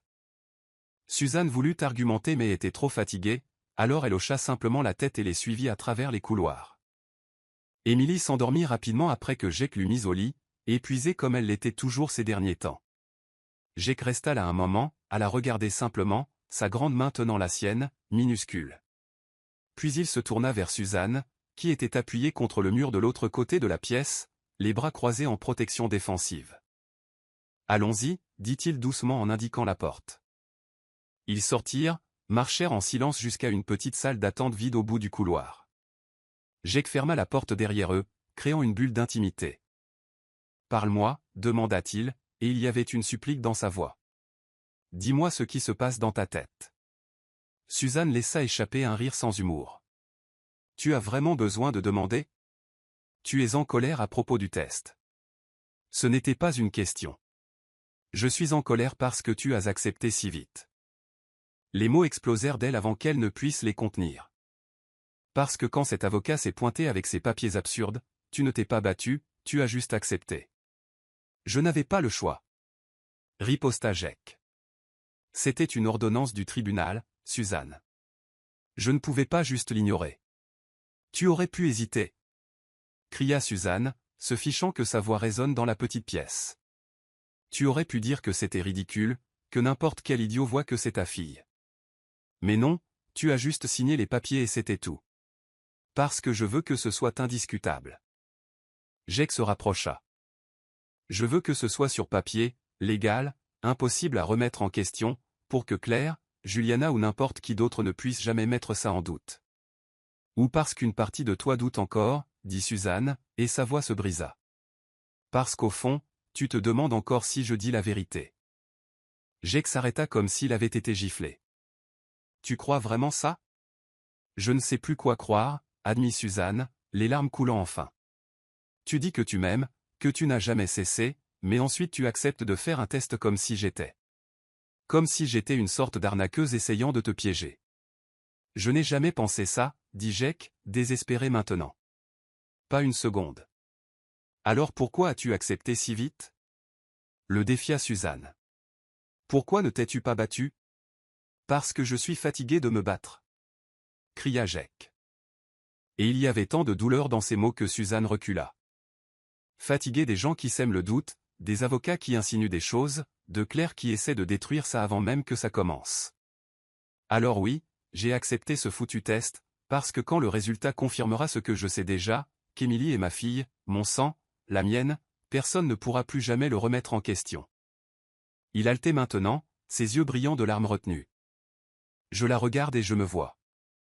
Je vois ses yeux, son sourire, la façon obstinée dont elle croise les bras. Je te vois en elle aussi, ta gentillesse, ta force, ta lumière. Et je sais, Suzanne, je sais qu'elle est à moi.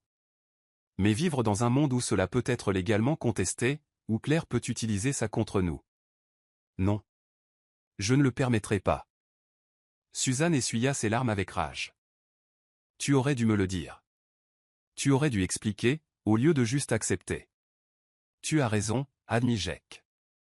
J'aurais dû, et je suis désolé. Mais Suzanne, tu dois arrêter de chercher des raisons de ne pas me faire confiance. Tu dois arrêter de t'attendre à ce que je te déçoive. C'est difficile, cria Suzanne, quand tu m'as déjà déçu de la pire façon possible. Je sais. Hurla Jake en retour. Et je passerai le reste de ma vie à essayer de réparer ça. Mais tu dois me donner une chance, une vraie. Je te donne une chance, répliqua Suzanne. Je te laisse apprendre à connaître Émilie. Être proche d'elle. Je ne parle pas d'Émilie, l'interrompit Jake, s'avançant jusqu'à être juste devant elle. Si proche que Suzanne pouvait voir chaque nuance d'or dans ses yeux. Je parle de nous. De toi et moi. De nous donner une chance d'être plus que juste des parents partageant une fille. Les mots restèrent suspendus dans l'air entre eux, chargés, dangereux. Il n'y a pas de nous, dit Suzanne, mais sa voix sortit faible. Si, il y en a un, insista Jake, sa main se levant pour toucher son visage lentement, lui laissant le temps de reculer. Mais elle ne recula pas. Il y a un nous depuis que je t'ai vu dans ce bureau. Il y en a un chaque fois que tu entres dans une pièce et que mon cœur oublie comment battre. Il y en a un dans la façon dont tu sais encore comment je prends mon café. Il y en a un dans ce baiser de l'ascenseur dont tu insistes pour dire qu'il ne signifiait rien, mais dont nous savons tous les deux qu'il signifiait tout. Suzanne ferma les yeux, une larme s'échappant. Jake. Dis-moi que tu ne le ressens pas, chuchota Théil, son pouce caressant sa joue. Dis-moi que quand ce sera confirmé, ce que je sais déjà, qu'Émilie est à moi, tu ne vas pas juste me repousser encore. Parce que je ne peux pas supporter ça, Suzanne. Je ne peux pas supporter de t'avoir si proche et de savoir que tu es toujours prête à fuir. Suzanne ouvrit les yeux, et ce qu'elle y vit la brisa et la reconstruisit en même temps. Peur, espoir, amour, douleur. Tout mélangé dans un regard si vulnérable qu'elle ne l'avait jamais vu chez Jake auparavant. Quand le test le confirmera, dit-elle enfin, la voix stable malgré les larmes. Quand il confirmera ce que tu sais déjà, ne t'approche pas d'elle à moins que tu sois prêt à rester. Vraiment. Pour toujours. Et toi, demanda Jake. Quand ce sera confirmé, me donneras-tu une chance? Pas juste en tant que père d'Émilie, mais en tant que quelque chose de plus? Suzanne hésita. Chaque instinct lui criait de reculer, de se protéger, de construire des murs trop hauts pour être escaladés. Mais elle pensa à Émilie, à la façon dont elle regardait Jake avec cet amour instantané et complet. Elle pensa à ce baiser dans l'ascenseur qui avait rallumé quelque chose en elle qu'elle croyait mort.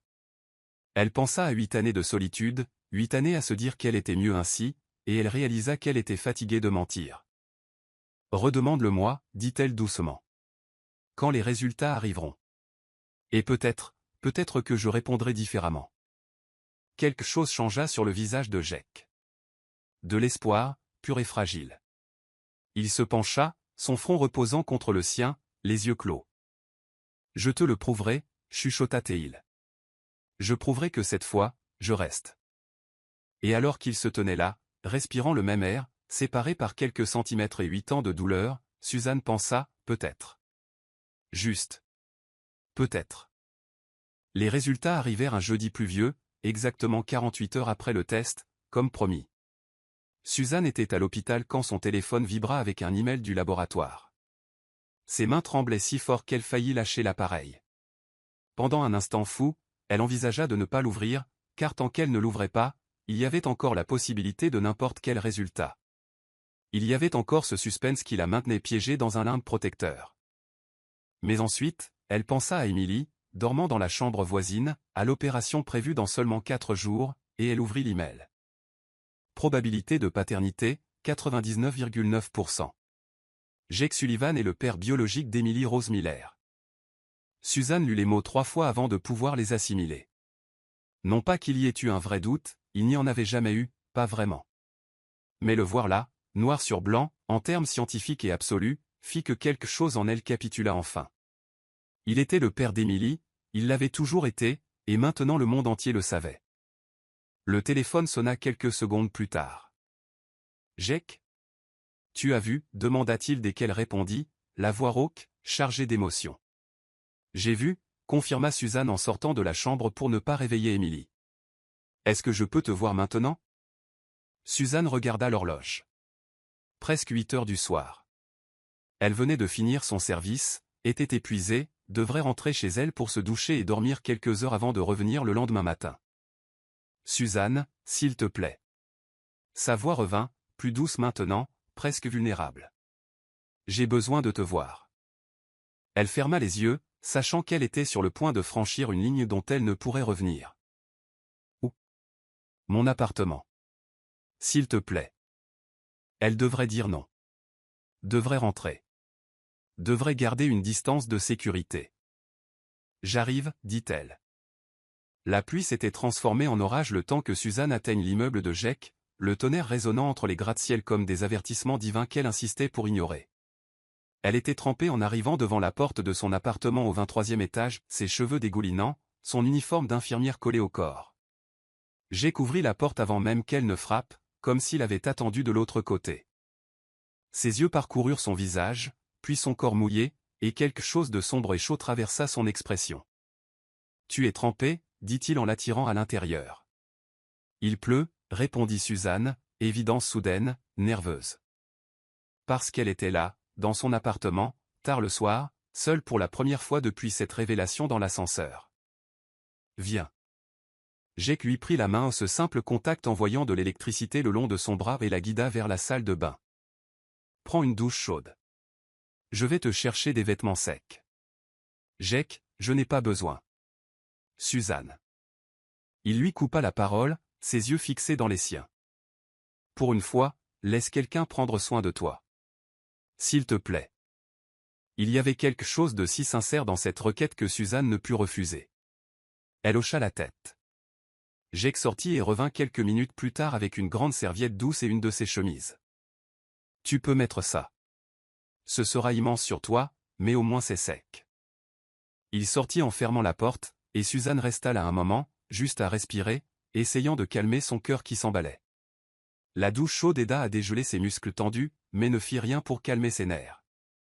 Suzanne se sécha et enfila la chemise de Jake. Grise, sentant son odeur, lui arrivant à mi-cuisse. Quand elle se regarda dans le miroir embué, elle vit une femme effrayée la regarder en retour. « Que fais-tu » Elle ne savait pas. Elle savait seulement qu'elle avait besoin d'être là. Quand elle sortit de la salle de bain pieds nus, les cheveux humides tombant sur ses épaules, elle trouva Jake dans le salon. Il s'était changé lui aussi, pantalon de survêtement et t-shirt simple, pieds nus. Ses cheveux en désordre comme s'il y avait passé la main plusieurs fois. Il y avait 2 verres de vin sur la table basse, mais il ne buvait pas. Il était juste debout près de l'immense fenêtre, regardant l'orage dehors. Il se retourna en l'entendant entrer, et la façon dont ses yeux s'écarquillèrent en la voyant fit faire un saut périlleux à l'estomac de Suzanne. Suzanne. Il souffla son nom comme une prière. Elle ne bougea pas.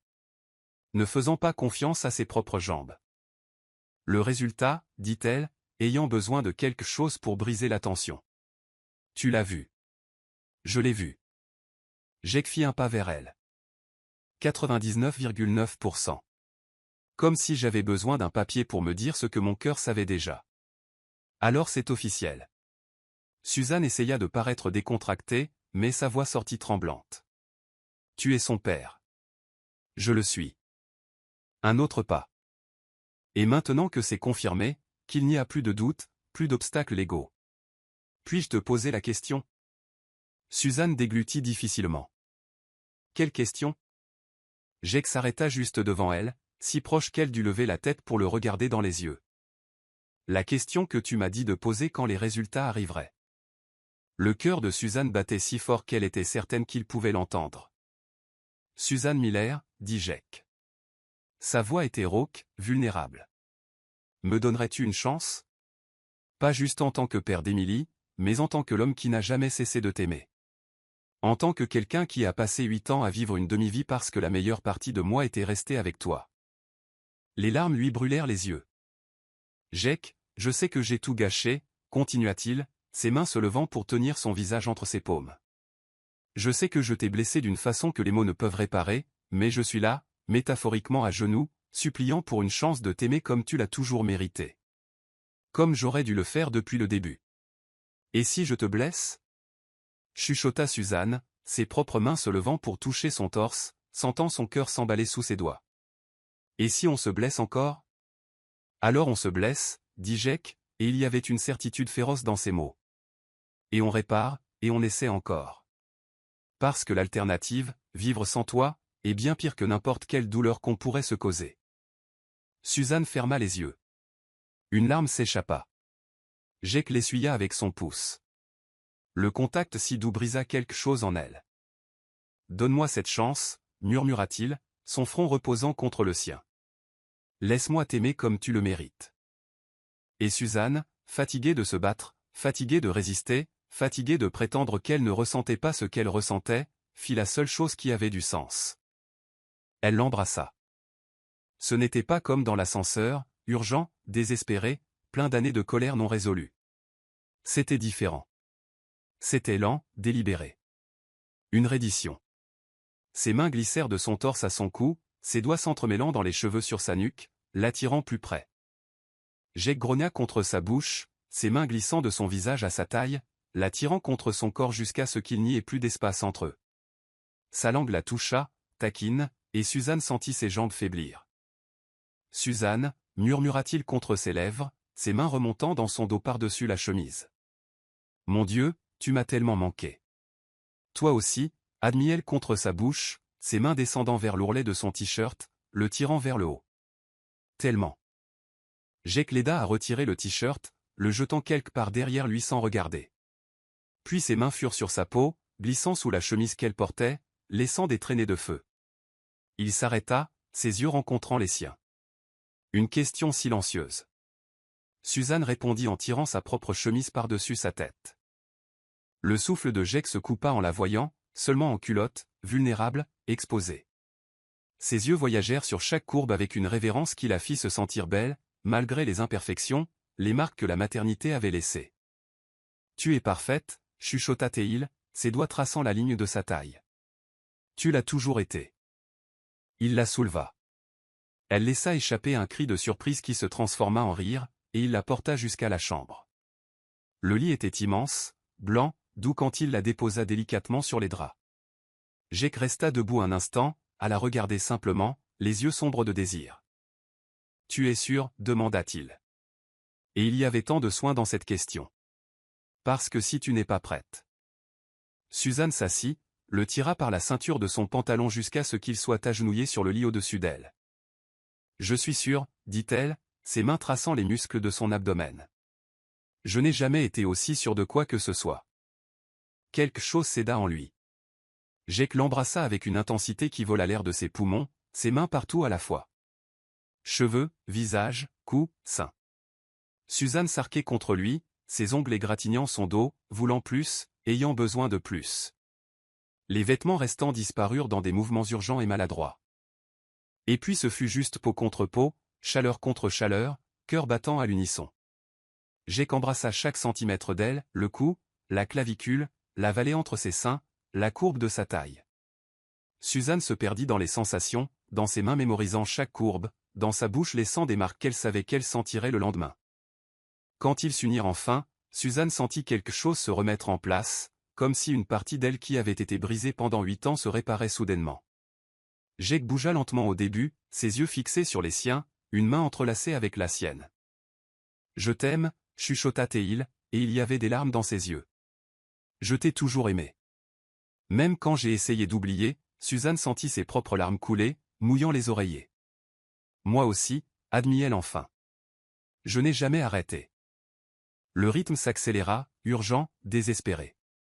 Suzanne enroula ses jambes autour de sa taille, le tirant plus profondément, plus près, jamais assez près. Les noms de l'un et de l'autre devinrent des mantras aux Suzanne, Jake, jusqu'à ce qu'ils ne sachent plus où l'un finissait et où l'autre commençait. Quand le point culminant arriva, il arriva pour eux deux en même temps.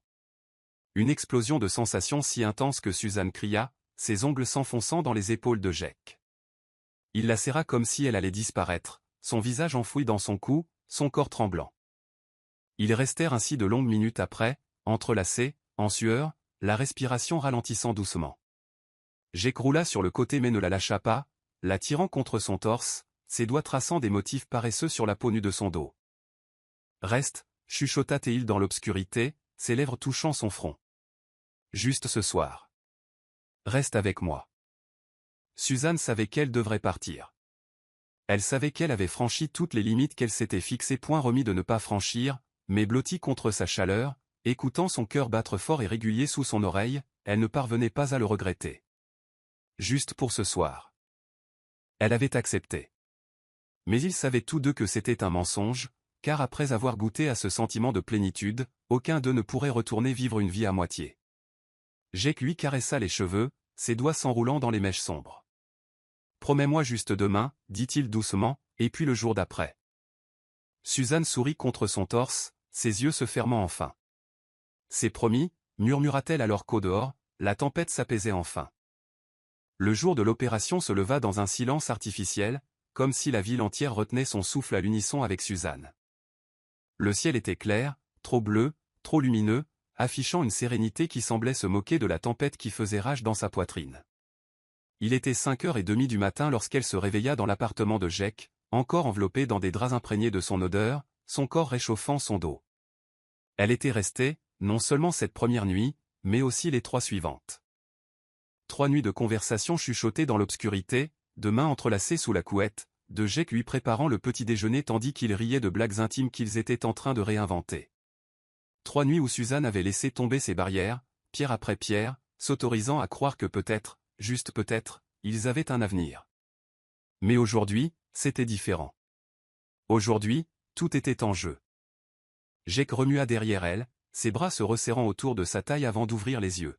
« Quelle heure est-il » murmura-t-il, la voix rauque de sommeil. « Trop tôt » répondit Suzanne en se tournant vers lui. Dans la douce lumière de l'aube filtrant à travers les rideaux, Jake paraissait jeune, vulnérable, les cheveux en bataille et les paupières lourdes. « Comment te sens-tu » Terrifié, admit-il, un aveu que le Jake d'il y a 8 ans n'aurait jamais fait. Et en même temps. Prêt. Je ne sais pas. Est-ce que ça a du sens? Suzanne lui toucha le visage, son pouce traçant la ligne de sa mâchoire. Oui, tout à fait. Et toi? Jake pressa la main de Suzanne contre sa poitrine, là où son cœur battait régulièrement, pour l'instant. Dans quelques heures, ce cœur serait à l'arrêt sur une table d'opération pendant que les médecins prélèveraient une partie de son foie pour sauver Émilie. Comment vas-tu, toi? Pétrifié, avoua Suzanne, la voix brisée. Je confie les 2 personnes que j'aime le plus au monde à des tables d'opération. Et si quelque chose tournait mal? Et si je perdais l'un de vous, ou les 2? Et, fit Jake en s'asseyant et en l'attirant contre lui pour l'envelopper dans ses bras. Rien ne va mal se passer. Le docteur Peterson est le meilleur. Émilie est forte. Et moi? Il sourit, tentant d'alléger la tension. Je suis trop têtu pour mourir. Suzanne voulut rire, mais seul un sanglot étranglé lui échappa. Jake la serra plus fort, lui caressant les cheveux. Promets-moi quelque chose, chuchota-t-elle contre son torse. Tout ce que tu veux. S'il arrive quelque chose. Si tu ne. Elle ne put finir sa phrase. Suzanne. N'y pense pas, Jake lui prit le visage entre les mains, la forçant à le regarder. On ne va pas parler comme ça, pas aujourd'hui. Mais si. Si je ne me réveille pas sur cette table, dit-il, une étrange sérénité dans la voix, je veux que tu saches que toi et elle avez été la meilleure part de moi-même. Que ces derniers jours à reconstruire ce que nous avions, à apprendre à connaître ma fille, ont été les plus heureux de ma vie. Et que je t'aime. Je t'ai toujours aimé. Même quand j'étais loin, même quand j'essayais de tourner la page, une partie de moi t'a toujours appartenu. Les larmes coulaient désormais librement sur le visage de Suzanne. Ne parle pas comme ça, s'il te plaît. Tu vas t'en sortir. Tu le feras. Je le ferai, acquiesça Jake en essuyant ses larmes avec ses pouces. Et quand nous sortirons, Émilie et moi, nous recommencerons pour de bon. Une vraie famille. Peut-être pas parfaite. Une famille rafistolée, étrange et compliquée. Mais la nôtre. Rien qu'à nous. Suzanne l'embrassa alors. Un baiser désespéré. Profond. Tentant de transférer toute sa peur, son amour et son espoir en un seul baiser. Jake répondit avec la même intensité, ses mains dans les cheveux de Suzanne, les mains d'elle sur son dos, chacun essayant de mémoriser cet instant au cas où ce serait le dernier. Lorsqu'ils se séparèrent, ils étaient tous 2 à bout de souffle. « Allons chercher notre fille, dit Jake. Émilie était réveillée lorsqu'ils arrivèrent à l'hôpital, assise dans son lit avec Monsieur Moustache, l'ours en peluche qu'elle avait depuis bébé, serré contre sa poitrine. Elle semblait si petite à cet instant. Si fragile, avec sa peau jaunie et ses yeux cernés. Mais lorsqu'elle vit Jake et Suzanne entrer ensemble, un sourire illumina son visage. « Maman. »« Papa » appela-t-elle. La façon dont elle disait le papa maintenant, si naturelle, si juste, serrait le cœur de Suzanne à chaque fois. Jake alla directement vers elle, s'asseyant sur le bord du lit pour la prendre dans ses bras. « Bonjour, princesse. Prête pour aujourd'hui ?» Émilie hocha la tête contre son épaule. « Le docteur a dit que quand je me réveillerai, j'aurai un petit morceau de toi en moi. Et après, je guérirai. » C'est exact, dit Jake, la voix épaisse. Je vais te donner un petit morceau de moi et tu vas devenir forte et en bonne santé. Et après, on pourra aller au parc, demanda Émilie avec espoir. Tu avais promis de m'emmener sur les balançoires. Je t'emmènerai sur les balançoires, promit Jake en embrassant son front, et sur le toboggan, et sur la bascule. Tout ce que tu voudras. Promis, juré? Émilie tendit son petit doigt. Jake accrocha le sien au sien. Promis, juré. Suzanne observait depuis la porte, le cœur si plein qu'il en était douloureux. Le docteur Peterson apparut derrière elle, l'expression grave mais empreinte de compassion. C'est l'heure, dit-il doucement. Nous devons commencer la préparation. Le monde sembla ralentir. Suzanne hocha la tête, incapable de faire confiance à sa voix.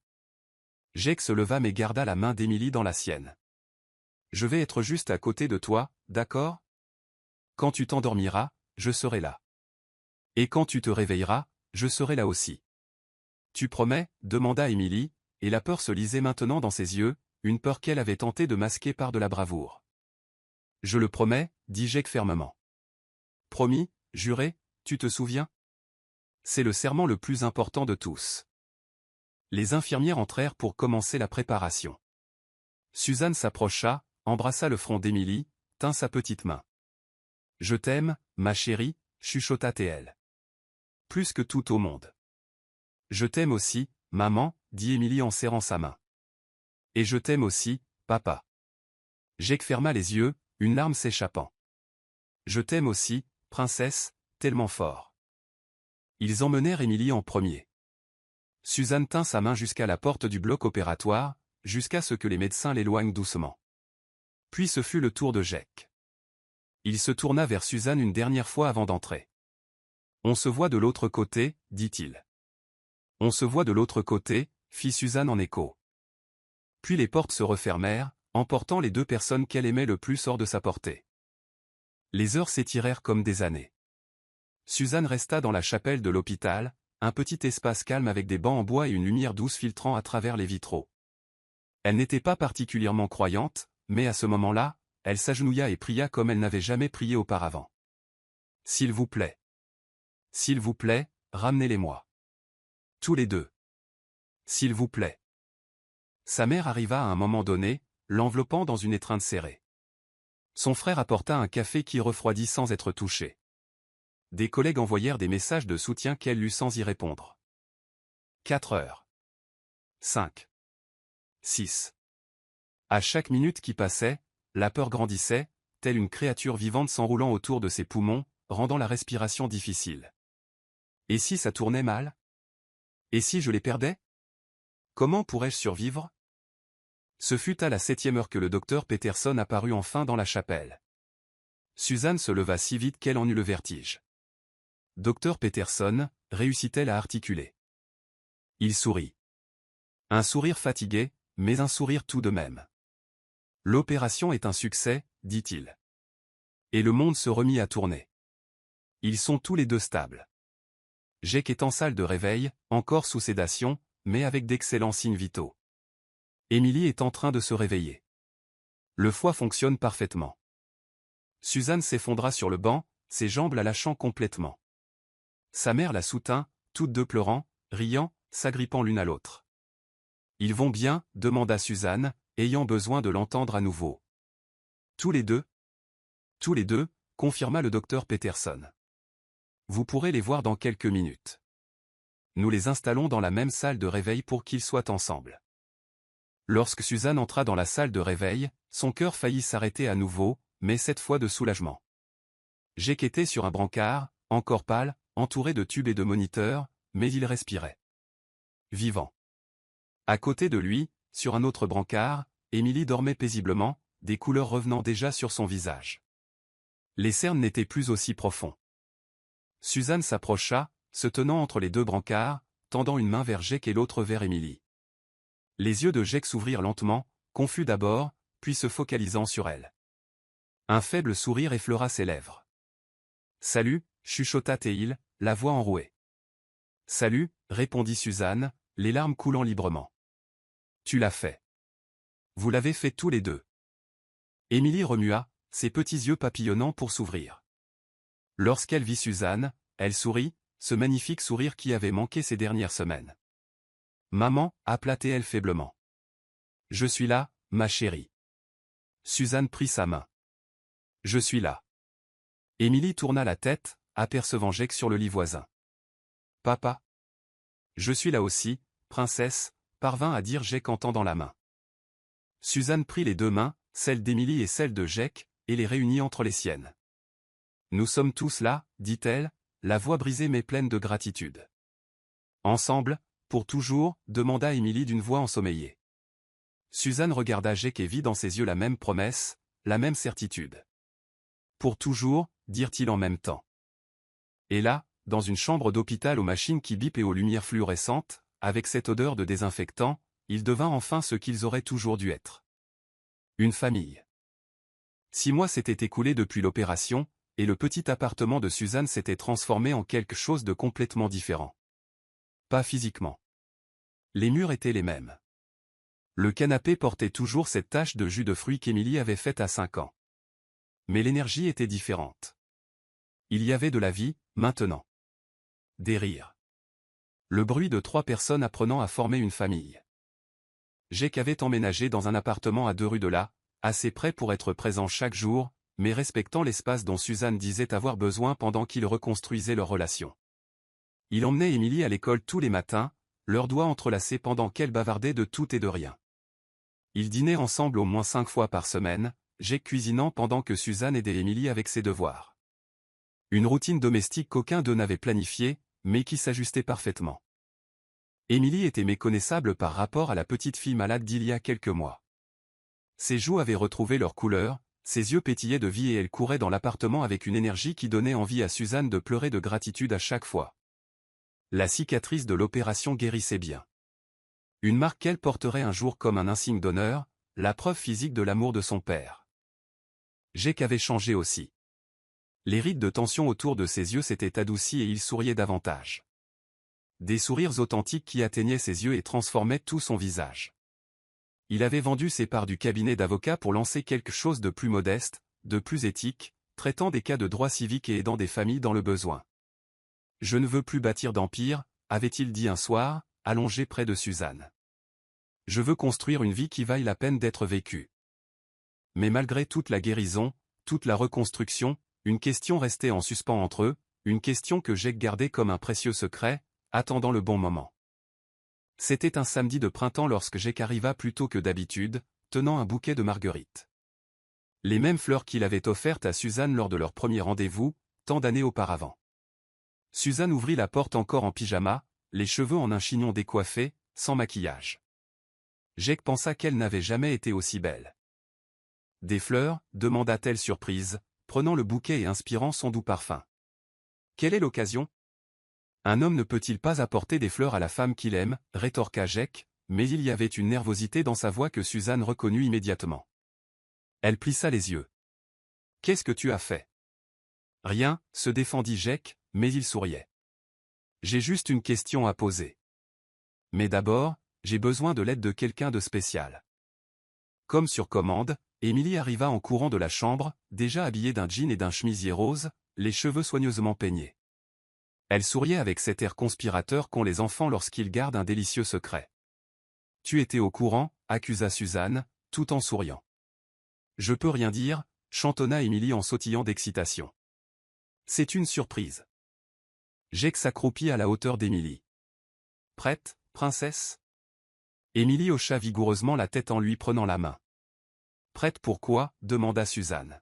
« Viens avec nous » fut tout ce qu'il répondit en prenant sa main à elle aussi. Jake les emmena à Riverside Park, le même parc où lui et Suzanne avaient échangé leur premier baiser, où il avait chuchoté « Je t'aime » pour la première fois sous les étoiles, où ils avaient planifié un avenir qui ne s'était jamais réalisé. Mais c'était différent maintenant.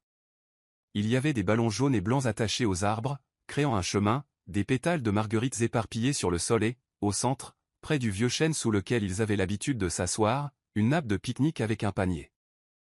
Suzanne s'arrêta, portant la main à sa bouche. « Jake, qu'est-ce que c'est ?»« Tu verras » dit Émilie en tirant sa mère le long du chemin de pétales. Arrivé à la nappe, Jake aida Émilie à s'asseoir, puis Suzanne. Il resta debout, visiblement nerveux maintenant, les mains dans les poches. « Alors » commença-t-il en s'éclaircissant la gorge. « J'ai quelque chose à demander. »« Enfin, en fait, nous avons quelque chose à demander. » Émilie hocha la tête avec enthousiasme à côté de Suzanne. Jake prit une profonde inspiration. Suzanne Miller. Il y a 8 ans, j'ai gâché la meilleure chose qui me soit jamais arrivée. Je t'ai quitté, je t'ai blessé d'une manière qui me hante encore. Et quand je suis revenu dans ta vie, ce n'était pas par choix, c'était par nécessité, par désespoir, à cause de circonstances qu'aucun de nous n'avait demandées. Suzanne sentit les larmes lui monter aux yeux. Mais ces derniers mois, continua Jake, sa voix devenant plus assurée, j'ai appris quelque chose. J'ai appris que les secondes chances ne se donnent pas. Elles se méritent. Et chaque jour que je passe avec toi et Émilie, j'essaie de mériter cette chance. J'essaie d'être l'homme que tu mérites. Le père qu'elle mérite. Il mit alors un genou à terre, les yeux fixés sur ceux de Suzanne. Je ne suis pas parfait. Je fais encore des erreurs. J'ai encore des jours où je ne sais pas ce que je fais. Mais il y a une chose dont je suis absolument certain, je t'aime. Je t'aime d'une façon qui donne un sens à tout le reste. Et j'aime notre fille avec une intensité qui m'effraie parfois. Émilie vibrait pratiquement d'excitation à côté de Suzanne. Jake sortit un petit écrin de velours de sa poche. Alors, Suzanne, veux-tu sortir avec moi? Pour de vrai cette fois? Me donner la chance de te reconquérir, non pas comme la personne que tu étais il y a 8 ans, mais comme la femme incroyable que tu es aujourd'hui. Suzanne laissa échapper un rire mouillé de larmes. Elle s'attendait à une demande en mariage, la voie traditionnelle. Mais ça. C'était tellement Jake. Recommencer depuis le début, bien faire les choses cette fois-ci. Mais il y a une condition, l'interrompit Émilie en se levant d'un bond. C'est moi qui l'ai choisi. Papa est d'accord. Quelle condition? Demanda Suzanne en riant à travers ses larmes. Émilie prit un air sérieux, comme seuls les enfants savent le faire quand ils se sentent importants. Vous devez y aller doucement et faire une thérapie. Le docteur Sarah a dit que c'est important pour les familles qui se reconstruisent. Suzanne regarda Jake, surprise. Une thérapie? Jake haussa les épaules, un sourire penaud aux lèvres. Émilie et moi y allons ensemble depuis 2 mois, et nous avons pensé que ce serait bien si tu nous rejoignais, et que toi et moi fassions aussi une thérapie de couple. Si tu acceptes de sortir avec moi, bien sûr. Le cœur de Suzanne était si plein qu'elle pouvait à peine respirer. Il ne demandait pas juste une seconde chance. Il s'engageait à faire le travail nécessaire, à reconstruire les fondations, à ne pas répéter les mêmes erreurs. Alors, demanda Jake, toujours à genoux, tenant toujours la boîte. Veux-tu? Suzanne regarda Émilie qui était sur le point d'exploser d'impatience, regarda Jake, vulnérable, plein d'espoir et si absurdement amoureux qu'elle pouvait le lire dans ses yeux. Oui, dit-elle. Le sourire qui illumina le visage de Jake aurait pu alimenter toute la ville en électricité.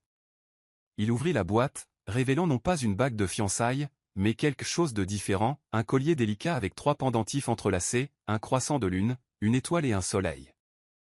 Ce n'est pas une bague de fiançailles, expliqua-t-il en sortant le collier de la boîte. Parce que ce n'est pas une demande en mariage, pas encore. C'est la promesse que nous allons bien faire les choses cette fois, ensemble. Il passa le collier autour du cou de Suzanne, ses doigts effleurant sa nuque d'une manière qui la fit frissonner. Puis il pointa les pendentifs, la lune, c'est moi. L'étoile, c'est toi. Et le soleil. Il toucha le visage d'Émilie. C'est notre princesse. Toujours connectés, toujours ensemble. Émilie sauta pratiquement dans leurs bras à tous les deux et ils tombèrent sur la nappe en riant, un enchevêtrement de bras, d'amour et de seconde chance. 1 an plus tard. Le mariage fut petit, intime, juste la famille et les amis proches, dans ce même parc où Jake avait demandé à Suzanne de sortir avec lui. Émilie était la demoiselle d'honneur. Dans une robe jaune claire avec des marguerites dans les cheveux, elle marchait devant ses parents avec un sérieux adorable. Lorsque Jake et Suzanne échangèrent leurs vœux, des vœux qu'ils avaient écrits ensemble lors de leur séance de thérapie, des vœux qui parlaient de pardon, de croissance et d'un amour qui survit même lorsqu'il est brisé, il n'y avait pas un œil sec dans l'assistance. Moi, Jake Sullivan, je promets de t'aimer dans les jours faciles comme dans les difficiles. Je promets de ne pas fuir quand les choses se compliquent. Je promets d'être présent, d'être honnête et de me battre pour nous chaque jour, pour le reste de ma vie. Moi, Suzanne Miller, je promets de donner des chances quand elles méritent d'être données. Je promets de ne pas laisser le passé empoisonner notre avenir. Je promets de t'aimer avec courage, même quand c'est effrayant, et de construire une vie où notre fille grandira en sachant que l'amour vaut la peine qu'on se batte pour lui. Lorsque l'officiant déclara « Vous pouvez embrasser la mariée », Jake prit le visage de Suzanne entre ses mains comme il l'avait fait 1000 fois et chuchota, « Cette fois, c'est pour toujours. » « Cette fois, c'est pour toujours, » approuva Suzanne. Et il l'embrassa sous les applaudissements, et Émilie cria, enfin, si fort que tout le monde éclata de rire. C'était parfait d'une manière imparfaite, réel d'une manière que les contes de fées ne sont jamais. Des années plus tard, Émilie était sur la scène de l'auditorium de l'école. Elle avait maintenant 16 ans, grande et belle, avec ses yeux bruns dorés qui étaient toujours une combinaison parfaite de ceux de ses parents. Elle présentait un projet pour la fête de la science sur le don d'organes. Quand j'avais 8 ans, commença-t-elle d'une voix claire et assurée, je me mourais. Mon foie lâchait. Elle regarda ses parents dans le public, les mains entrelacées, qui regardaient leur fille avec fierté. Mon père, que je venais tout juste de rencontrer, a donné une partie de lui-même pour me sauver. Littéralement. Il s'est allongé sur une table d'opération et a laissé les médecins prendre une partie de son foie pour que je puisse vivre. Et vous savez ce qui est le plus incroyable? Il le referait sans hésiter. Jake serra la main de Suzanne, les yeux brillants. Mais cette histoire ne parle pas seulement de don d'organes, poursuivit Émilie. Elle parle de seconde chance. Elle parle d'un amour qui sauve des vies bien au-delà du physique. Elle parle de familles qui se brisent et se recollent, plus fortes là où elles s'étaient brisées. Elle regarda directement ses parents. Mes parents m'ont appris que peu importe à quel point nous sommes brisés, il y a toujours une chance de se reconstruire. Pas de façon parfaite, mais réelle. Et parfois, le réel vaut mieux que le parfait. Lorsque la présentation se termina sous les applaudissements de l'auditorium, Suzanne essuya les larmes qui coulaient librement. Elle a raison, tu sais, chuchota Jake en portant la main de Suzanne à ses lèvres. Le réel vaut mieux que le parfait. Suzanne regarda son mari, les cheveux déjà grisonnants aux tempes, des rides de rire au coin des yeux. La cicatrice était toujours visible là où les médecins avaient incisé pour sauver leur fille. C'est vrai, dit-elle. Et quand Émilie descendit de scène et courut dans les bras de ses parents, ils s'étreignirent tous les trois, lune, étoile et soleil, leur propre constellation, imparfaite, magnifique et absolument réelle. Une famille qui s'était brisée et reconstruite, et cette fois, c'était pour toujours. Certaines histoires ne se terminent pas par « ils vécurent heureux pour toujours ». Elles se terminent par un « heureux malgré tout ». Jake et Suzanne n'ont pas effacé les 8 années perdues, n'ont pas réparé le passé comme s'ils n'avaient jamais fait mal. Mais ils ont appris quelque chose que peu ont le courage d'apprendre, que le véritable amour n'est pas celui qui ne se brise jamais, mais celui qui choisit de se reconstruire, brique par brique, même quand il serait plus facile d'abandonner. Émilie a grandi en sachant que sa famille était née de la douleur, mais qu'elle avait fleuri dans le pardon. Que les secondes chances ne se donnent pas gratuitement, elles se gagnent, par la thérapie, les conversations difficiles, les larmes et le choix quotidien de rester. Et c'est peut-être là la plus belle leçon. Que peu importe combien de fois nous nous brisons, il y a toujours une chance de redevenir entier. Pas parfait, juste réel. Et au final, n'est-ce pas ce que nous cherchons tous? Quelqu'un qui nous voit brisés et qui dit « reconstruisons ensemble ». Si cette histoire a touché votre cœur, abonnez-vous à la chaîne, laissez un j'aime et devenez membre pour obtenir un accès anticipé aux prochaines histoires. Et si vous avez vraiment apprécié cette écoute, cliquez aussi sur le bouton au Super Thanks. Votre soutien fait toute la différence et nous aide à continuer à vous apporter des histoires qui vous émeuvent.